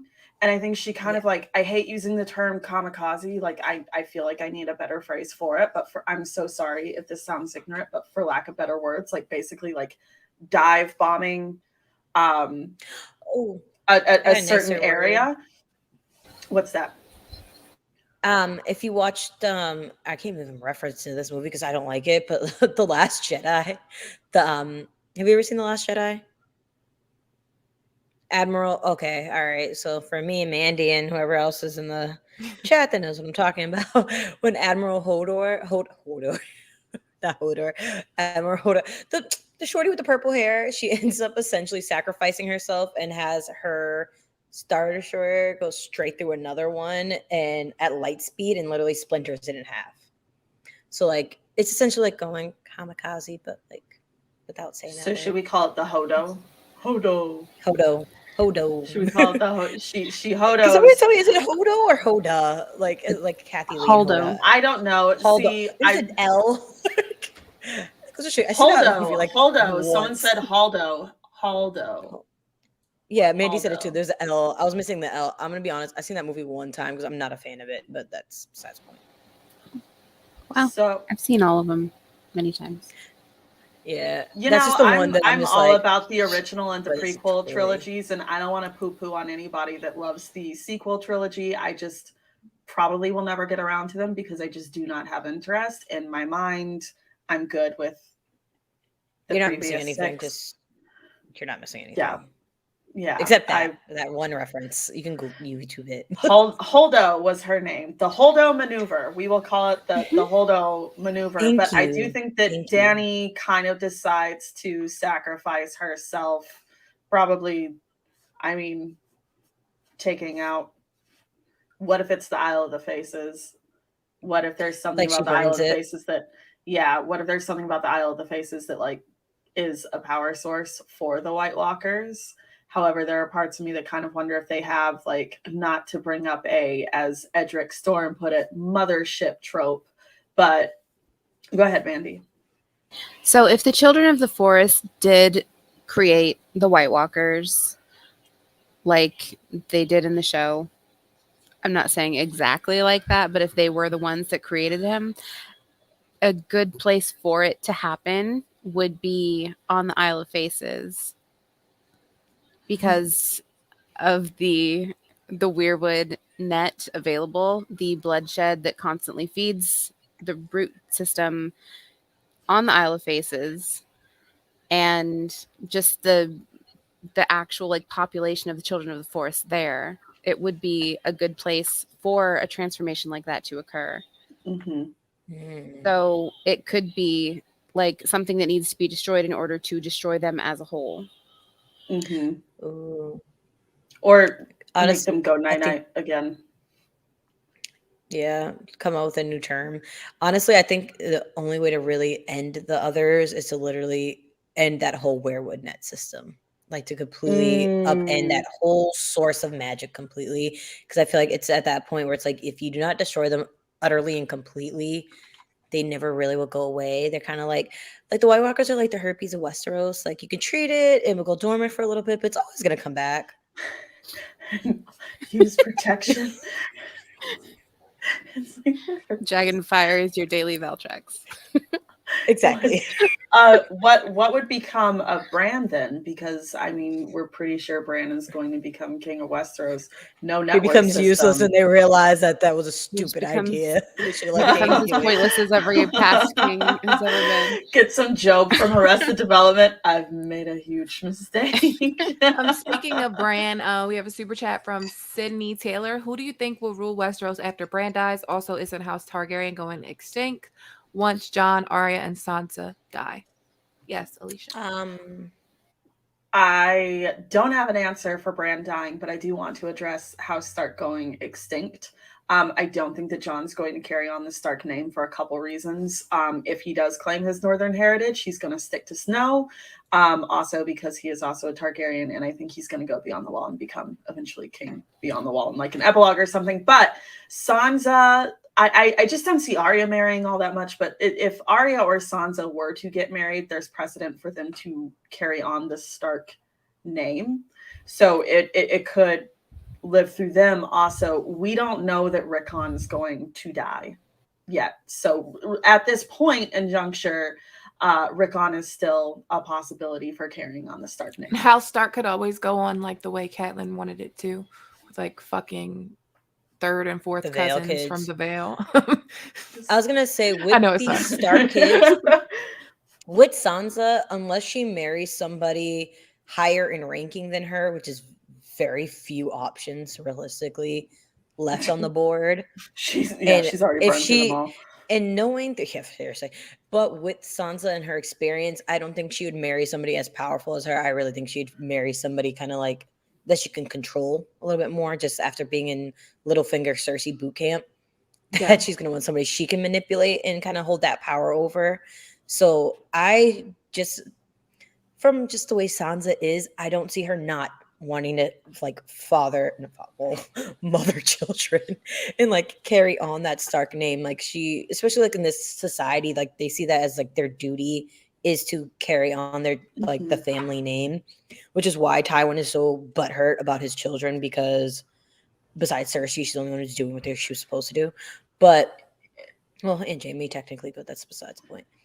But yeah, I think if it would go to Sansa, because obviously she's the eldest, and then if Arya decided to have kids, and then Rickon, but Rickon first, I guess, in the order of succession. I don't know. It all depends what Rickon wants to do. If I may bring up an Attack on Titan parallel that I think could really, in the same vein, work for Sansa. So there is a character in Attack on Titan who is the queen of the people that are the main characters in the show, Historia. She is the last of her line. She is, anyway, so she ends up getting, spoiler alert, by the way, for anyone who is not caught up with the end of Attack on Titan. She ends up getting pregnant and carries on children with the Rhys last name, and it never identifies ever who the father of her children are. It's just some farm guy. And it could work. It would bother the fuck out of a lot of people, but it could work that Sansa just kind of marries like one of the son of one of the smaller houses in the north. She could very well, I saw someone in the chat suggest that she could marry someone from the Free Folk.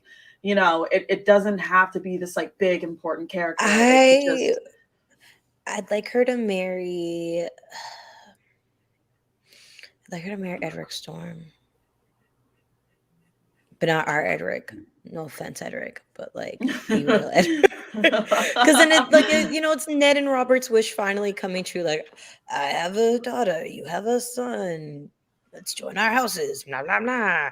Like that would be nice. And then obviously she spent time in posing as a bastard, and I honestly think he's gonna get legitimized by the end of the whole thing. So I could see her. Oh, but then they'll put him on equal footing as her. I kind of think she's got to get some northern blood back into that line. It's a little diluted at the moment. And she's not very northern. So, I mean, well, she is. She's, but you know what I mean. I like the idea of, traitor. I mean, Sansa, in my mind, she'll definitely survive the series. And I think that she'll pass on. Kind of like not really her carrying on a bastard or anything like that, but in the Bale the Bard story, the Stark line survived through a daughter, like a Stark daughter, rather than a son. And it was a bastard at that. Yeah. Oh, do we want to get to some of these super chats that we have kind of lingering? Yes. So we have a super chat from John Pierce. Thank you for the super chat. Dyed hair. I see you. I respect it. Thank you. She's the queen of sad. He was sad and he needed his mommy to hold him, so he got some mommy time. But thank you very much.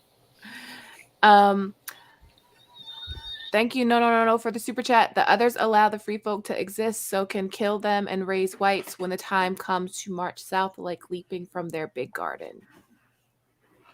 Yeah. I think they eventually do kind of want to take over the world. So I believe that thing about them sleeping under the ice. I don't think they were always there. Like I think they were like asleep. Or like maybe And they I have don't like one I or don't two think like they're really sentinels. I don't think they're really allowing them to live either, because the free folk are fucking running. Yeah. Mhm. They're getting the hell Yeah, out. They're terrified. that's why I think like that. So- My thoughts with the original pact that the wildlings and the free folk that live north of the wall are meant to essentially be reproductive sources for the White Walkers. Like that was their kind of duty. It was like, all right, you're going to provide us like sacrifices so we can keep our population, so we don't have to actually go kill you guys. But only Craster was like, yeah, no, I got you. Here you go. And if you notice, and like Craster gives them sheep sometimes too if he doesn't have a baby ready. But they essentially leave Craster alone. Like they don't attack him, but nobody else donates their children. So they're like, well, you gotta go. I was thinking about that pawn shop meme. Best I can do is a sheep. All I could do is a sheep. I don't got any babies. Not yet. It might be, I mean, it's still really just like deviant, but it might be why he's like he has so many children with his daughters that it's easy access to a lot of wife to producing a lot of children so that he can sacrifice them essentially for protection. This is not me trying to humanize that piece of shit. I'm just giving a reason. So Yeah. Yeah. Do you all agree that he's Bloodraven's son, that he's actually a dragon seed? I like that idea. I've never like heard that it. theory. I like it, but I think he's just a bitch. That A is perverted disappointing. bitch. Blood He would Raven, get his come He's get around the your right son. You know what? age to He be would act Bloodraven's a lot like son. his grandfather. He acts And a lot like his there's grandpa. the Targy incesty vibe, and Mm. I don't know. Aegon I've always he liked acts a the lot like theory. Aegon the Unworthy. He acts a And lot like him. there's this part, I can't remember if it's Shit. in the book too or if it's just in the show, but he says, let them come, my roots are deep. And I'm just like, oh, okay. What kind of Your roots, huh? I got no roots. So we have Okay. Yeah. So we have some more super chats. One from Hannah Palmer, just about to head off to bed and wanted to say thanks for the great content. I can't wait to watch the rest tomorrow. Thank you, Hannah. Thank you. We have one by Ibby Libra, not the herpes of Westeros. I believe if Dany does sacrifice herself, magic will disappear from Westeros entirely because of this. I kind of Agreed. agree with that. Yeah. I was I thinking agree. about that because I think it would also in turn, I mean, we were talking about how, you know, the dragons might be intertwined with, I think the dragons will die out again too, to be honest. Though I Yeah. don't think you can ever fully squelch magic in Westeros. I think it'll just be another Like I said, it's the roots, man. You gotta get rid of the roots. Yeah. Because roots run deep. Because we're Was it only the ridding... acorn? No, go What? ahead. And No, the quote was it the acorn or was it the tree remembers Acorn- a stump? The acorn was a stump, something with the roots. The I'm tree sorry, I'm recalls butchering it. the acorn. The stump remembers the something something. The acorn lives in them both. The sapling remembers the acorn, the tree remembers the sapling, and the stump remembers them all. Is that it? Something like that in that effect. Something, but it basically essentially- means that it basically means that it doesn't die. Right. Yeah, like you have to really get you have to literally unroot all that whole system up to really get rid of the magic. The Ghost of High Heart says that they're still here. Like everything, the old gods are still here. They're just weak. I don't know how they're weak because it's Alicia's theory that they've been eating good. Oh, I think it's because so yeah, we again, need another Star Wars reference here. So when Anakin gets all his limbs cut off, he loses a lot of connection to the Force. He's still powerful as fuck, but he loses a lot of that connection. So I think with like High Heart, how those trees were all like leveled off. And obviously we know a bunch of other trees got burned and cut down. I think that's why the Riverlands maybe it's not as potent, even though it's like the system's getting fed through the blood. So I feel like that's kind of spreading out through the rest of the Weirwood net. But I just feel like maybe there it's not as powerful just because so many extensions got cut off. Does that make sense? Makes sense to me. All right, cool. Thanks, guys. I'm like, here I am, just references on references. Makes sense to me. So I think we're gonna start winding down because we're almost, it's been a long time, and I feel like we talked about everything except for, did we talk about blood sacrifice? we haven't, because that kind of ties into me and Ara's theories about the Riverlands and all the battles that take place there, and how it's essentially, I mean, if the Weirwood network is as vast as we kind of think that it is, the blood, I mean, all the battles that go down there, the blood kind of seeps down into the ground, and I don't think it's enough to keep, like, I think it's enough to just keep these old gods alive, albeit weak. You know, I think that there's a reason that they do actual sacrifices in front of the Weirwood tree itself, in front of the heart tree, but I do think it's just enough to kind of keep it. Yeah. Like, Ooh, so how do you think Robert's rebellion might have played a role? Because figure the big battle on the Trident, a lot of people died, and it's kind of when around that same time is when we get a lot of like magical people being born too. Because figure Dany's not born too long after this. John's born around this time as well. And I think that's actually Robb. the moment, I think the moment Rhaegar died was the moment the White Walkers awakened. I couldn't connect it until now. I could not connect it until now. Maybe his blood went into the Trident and it kind of like went down into the you know, soaked up into, you know, photosynthesis. There's a quote from Fire and Blood, and it talks about it's Hugh the Hammer. Hugh the Hammer thinks that like he's gonna be this new king, but the quote is like the hammer will fall on the dragon and a new king will arise. What if it's not talking about Robert? What if it's talking about the great other rising? I like that a lot. You did it. Okay. We solved it. But I do think that there's something very, it's really hard to theory craft in like a week's time when you work full time and you have other things going on. But it's there are certain things that I just know they have a connection. I just can't seem to connect the dots just yet. But in my mind, when I think about the Riverlands and our little theory about blood sacrifices and all that, I just know the Trident. It's not just foreshadowed to be a final battleground against the others and all that. I think there's something actually magically to the Trident that probably connects a lot of it's probably a central connection location to a lot of the Weirwoods in Westeros. And it's at the heart of Westeros too. Right near High Heart too. Like the veins next to it anyway. Mandy. So the Riverlands and the Trident have also been getting like scorched earth by Tywin's men. So we have fire and blood in the Trident. Oh, we do. Going on like right now. There's people, like tons of slaughter, like bodies are just like washing up. There's tons of fire and blood in the Trident right now.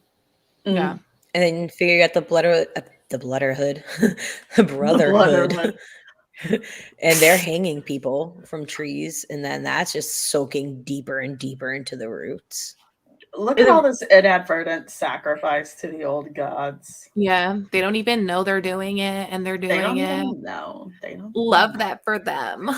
So should we get to these super chats? We've got a lot of super chats going. Okay, Yes. so Jason Milton, thank you for the super chat. Do you all think they would show Craig and Stark Black Alley? This would tie the show up for the possible Dunk and Egg series, but I really want a Baelor the Blessed Aegon the Fifth show. Fourth. Thank you. What do y'all think? So I do think Craig and Stark and Black Alley will definitely be in House of the Dragon.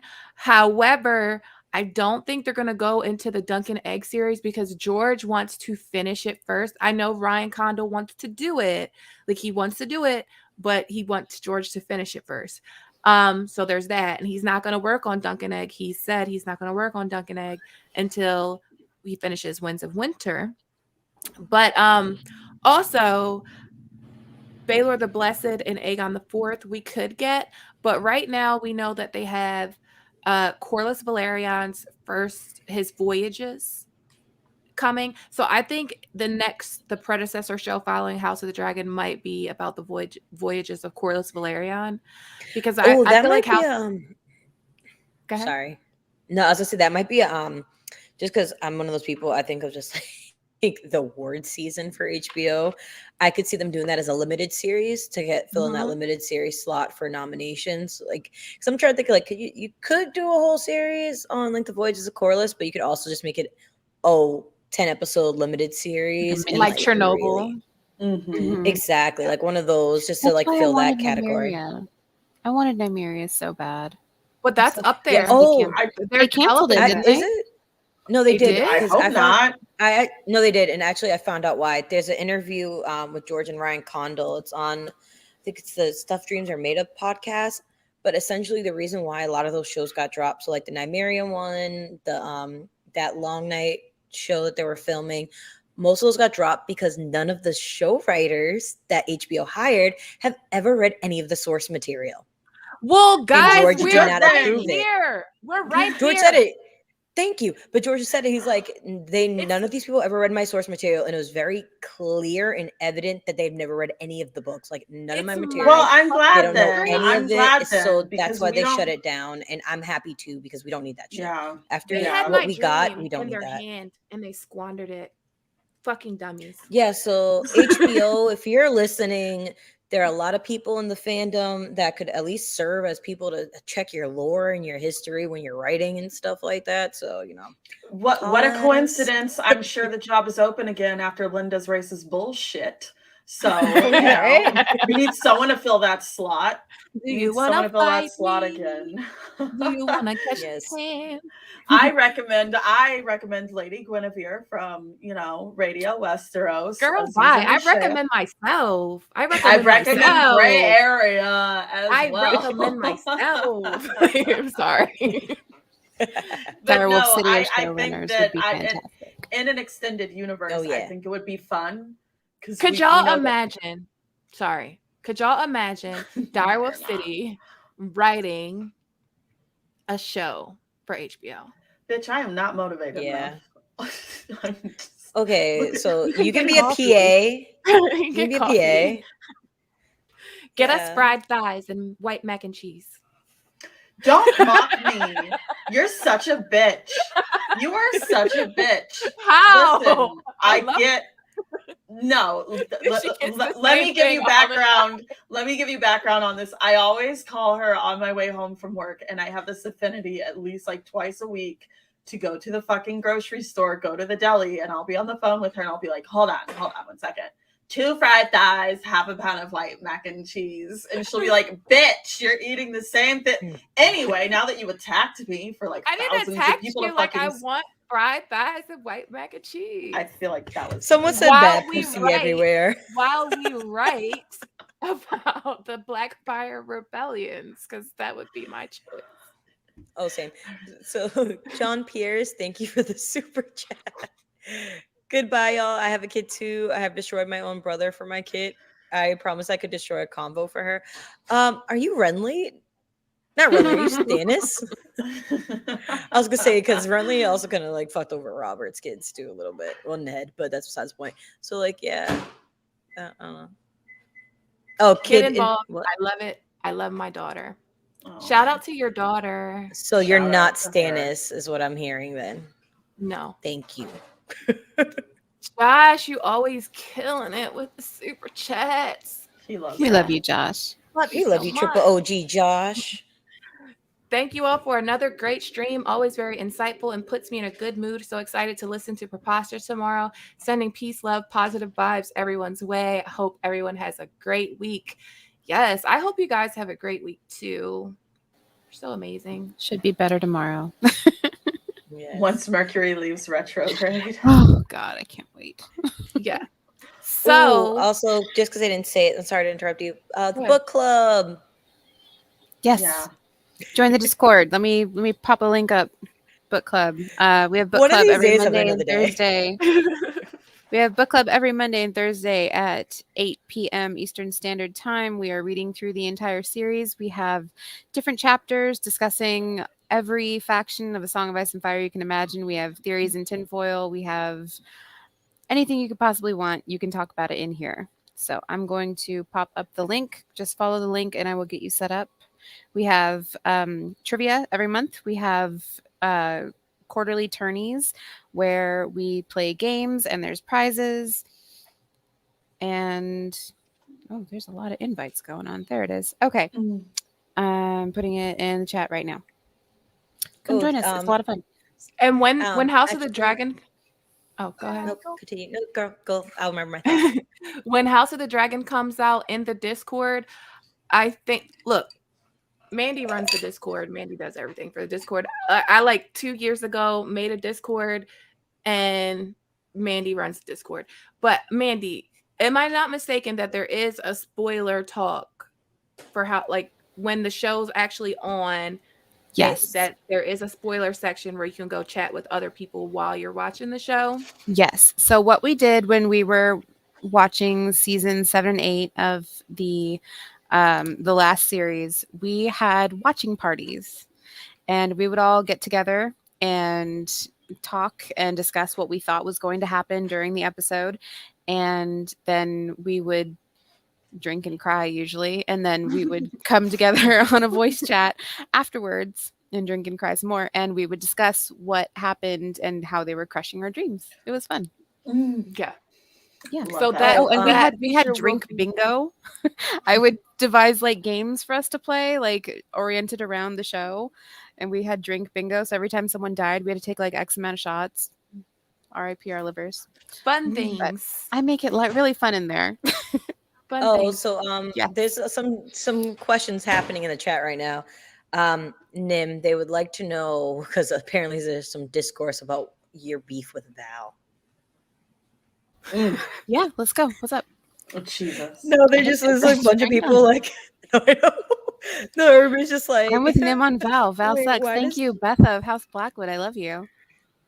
If we all had a tagline like about characters that we hate, Nims would be like, Fuck Val. fuck Val. Just 2 words. Fuck Val. Well, okay. Edric started this because, of course, he did. Mm. Oh, of And course. I he didn't know who said started it, but I just saw it. Nim would kill off Val in the worst way. And then, why Didn't he say something about her being the hostage in your closet from weeks ago when we just heard? He will not let it go. He won't let it go. The fucking YouTube ad on my phone, and he will not let it go. It sounded like Weasel dying on the Suicide Squad when he's like, You're not wrong. You're not wrong. Val does suck, Becca. Thank you. I love you. I feel like Jackie, I she's love just you. boring. Micah, I love you. She's very boring. She's okay. I'm not saying that she won't be important later on. Fine. But as of now, she is the most beige, fucking boring ass. I feel like nothing Satin burger character. Satin is way more interesting than Val. Satin's way I more love interesting than Satin. Val. I fucking Yeah, love I Satin. I like the fan He worked in a fictions when they pillow like house, ship and them. he's just like, he's so What Like did ship- you read? What's your He was on No, like the Wattpad. you haven't heard of that? No. People The fan ship fiction of Satin and John. John. I like Yeah. it. I like John being my It's bisexual cute. king. They have Never read really, it. they have really cute Love like it. fan art and stuff. We'll send you some. I have Love plenty. it. Should I'll send we it. I love it. we at some point read an excerpt of John and Satin fan fiction smut on Direwolfcity? Like maybe like a One day. 2-minute excerpt. God, that One would We'll be day. read it on Preposterous. hysterical. Read it on Preposterous. Yes. Vanilla come- spice. you Yeah, have to Val's go as listen to spicy as vanilla. Preposterous You're to hear correct. it. You Val know, is as spicy as vanilla. Satin and John getting frisky. Val is such a red herring.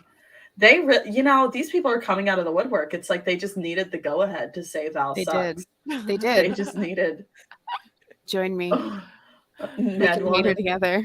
All right, guys, we're gonna wrap up here. There's no vote this week because the next week is Witches of Westeros. Yes. Wait, can't- Witches wait. and Oh, wizards. actually, can Wait. I throw something to involve Yes. everybody? I'm sorry, Alicia, cut you off. Yeah. So if there are any witches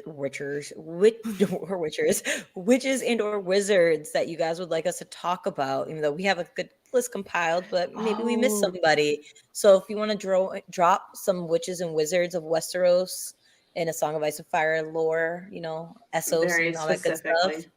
Yeah. Yep, drop Even some if they're not names. confirmed wizards and witches, and you think they are, Val is Damn. greater That than way too, Danny, that- and that way Maud has too- not blocked you yet. Okay. That way too, we know which witches you want us to focus on specifically, like what you want to hear. Speaking of witches, I did make a promise to. You want a good girl, but you need a bad pussy. Oh my god. That is her Tyene Ghost of High Heart. Tyene saying Ghost of High Heart voice. You know, something Someone like clip everything. We do that all and have a extract the tagline. audio because I want that as my ringtone. For when she calls you. Yeah, for when she calls me. You want, We do all you have know, our things. It's like Alicia's a good goes to high heart bad pussy, and then Nim's the president of the Val is just boring club So, and useless. years ago, What do we years have? ago, Nothing. a friend of mine boring. We're boring. Years ago, a friend of mine used to get amused when I would quote Aladdin when they're in the street market. And the guy's like, sugar dates and pistachios. And so she had me record that into her voicemail. So I guess one of her aunts that was a heavy smoker, when she goes to leave a voicemail, she was like, what? Sugar tits? Sorry, I thought of it just. I don't know why. Sugar dates, sugar tits. But we do have a big announcement. Are we all done with show stuff like Go ahead, Direwolfcity Alicia, and make stuff? your announcement. I'm so proud of you. So Alicia, what Okay. do you have going on? What do you have going I on, am so Alicia? glad. Tell us. Okay.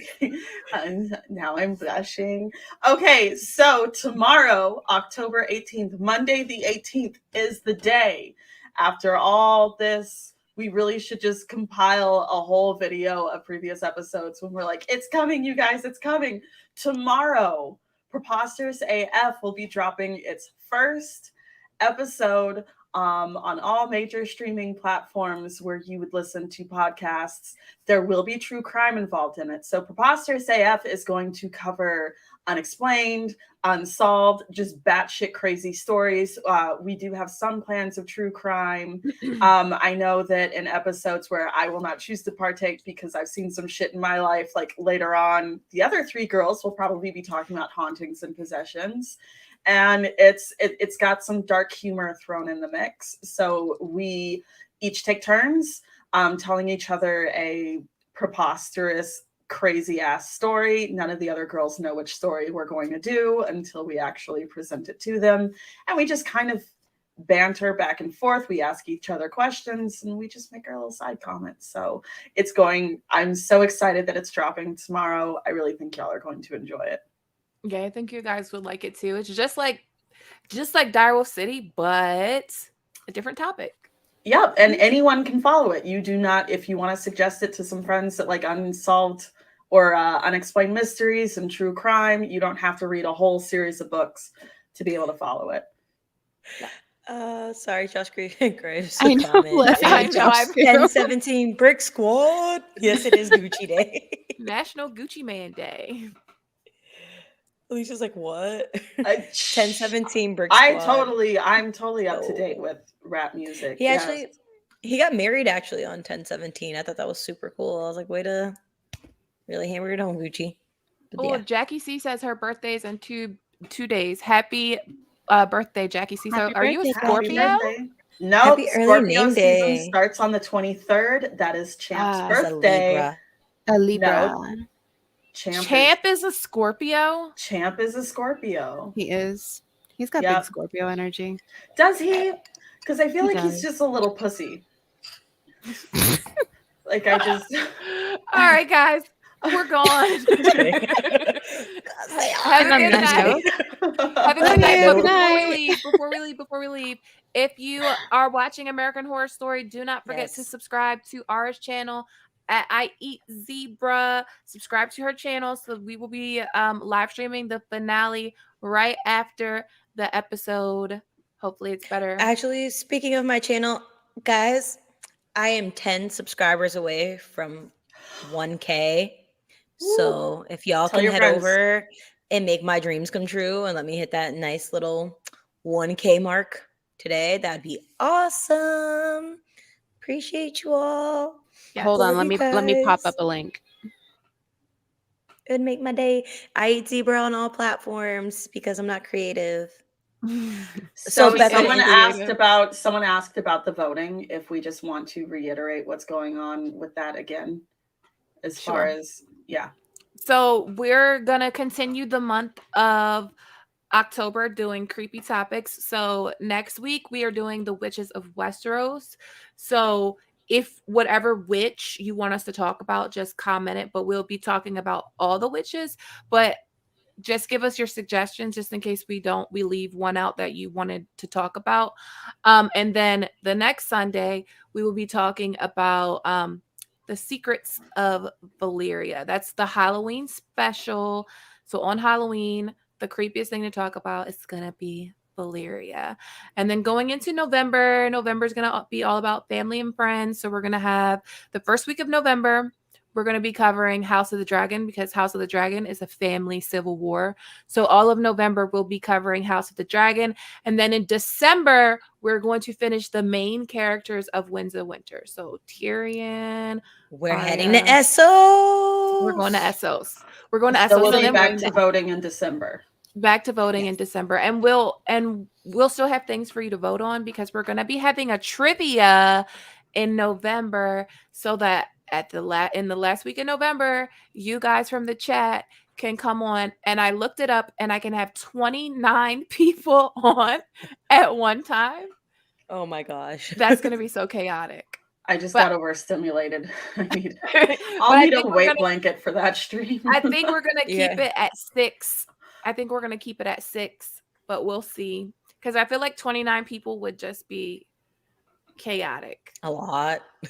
Yeah. Yeah. Oh, Okay. also, Betha, to answer your question, and I feel like I'll just answer this here because I get asked it quite often. The reason behind the name I Eat Zebra, I'll give you the Cliff Noted version real quickly since we're getting ready to wrap up for the night. So, a while ago, I was being a little naughty little child, and I was smoking weed with one of my friends. And, after you get high, you get the munchies, and we were watching Lion King, and I was really hungry. And the scene when it's like right before Be Prepared, where the hyenas are eating, some zebra, I was like, wow, that looks bomb, because I'm super hungry right now. So I went on this whole little rant about eating zebras, and my friend was like, yo, please shut the fuck up about eating zebras. And she actually put up Facebook status like, I literally had to listen to Ara go on for hours about her eating zebra. And big bang boom, started a Twitter account, needed a handle. I was like, oh wait, I'll just use that. That worked. That was a funny little incident. And here we are, like 12 years later. Yeah. And So yeah, that's it. Jackie C, whose channel will the mystery thing be on? The mystery thing is Preposterous AF. So it'll be on, it's a podcast. It'll be on Spotify, Apple, Podbean, Google, all kind of Amazon, Audible, all that good stuff. all of it. But also we do have a YouTube channel for Preposterous, and because when we record with our cameras on. So we are going to be uploading videos. We're like in the process of trying to like hire editors and stuff. So that's where we are. But we want this off the ground. It's been too long. Yeah. So recommendations. If any of you guys out there, want to help out your girls here with maybe some editing and stuff like that, we'd really appreciate it. You can always email preposterousaf@gmail.com. Yep. For video and audio editing. All right, guys. Yeah. So please check out Preposterous. Even if it's not your thing, just go on there and give us 5 stars. None of the other button works. You guys are the best. I hit it. Did you get the 10? You guys are awesome. Thank you. Thank you. I appreciate you. It's like watching a baby take their first step and you happen to be there for it. It's just like, yay! Yes, I appreciate all 10 of you guys and all the other 990 other people. Thank you. You guys Now are those the 10 people best. need to go and give Preposterous as fuck 5 Yeah, stars. now on go all- review Yes. Preposterous. Give us 5 stars. There's Please. enough of you. No other button works besides the 5-star button. Yeah. And what's on top of it, guys, like I mean, I think that the episode is pretty good, but we're only gonna get better as we go along. We're figuring this stuff out as we go. So it's just excited that it's finally happened, and we aren't just sitting here like, it's coming, guys. It's really coming. We swear. We swear. For 6 months. But we did It's it. here. You know what, though? I don't know what else to talk about at the end whenever you very sarcastically look at me and go, Alicia, do you have any news? And I'm like, this. All right, guys. We're gonna sign out. Please go listen to Preposterous and give us 5 stars. Please. Yes. It's all I want from the old gods. All right, guys. And it should Have a be good up week. really early in the morning for you guys. Yes. Have a good week, and we will see you next Sunday with the Witches of Westeros. So let us know in the comments what witches you want us to cover. And slam in the back of your Dracula. No? What? Okay. What? Someone's going to get that reference. Someone. Well, the is one going person to... that gets Alicia's reference, good for you. Don't forget to hit the like button on this video, Listen, guys. Rob Zombie, Dracula, like dig through the ditches and burn through the witches, slam in the back of my You know what? Fuck you. So guys. you didn't Suck get my Goose dick. Gucci Mane Day, and I didn't get the Rob Zombie. So Suck we're good. my We're dick. even. Suck my dick. Bye, Say it in bye, your high heart guys. voice. Suck my dick. Bye.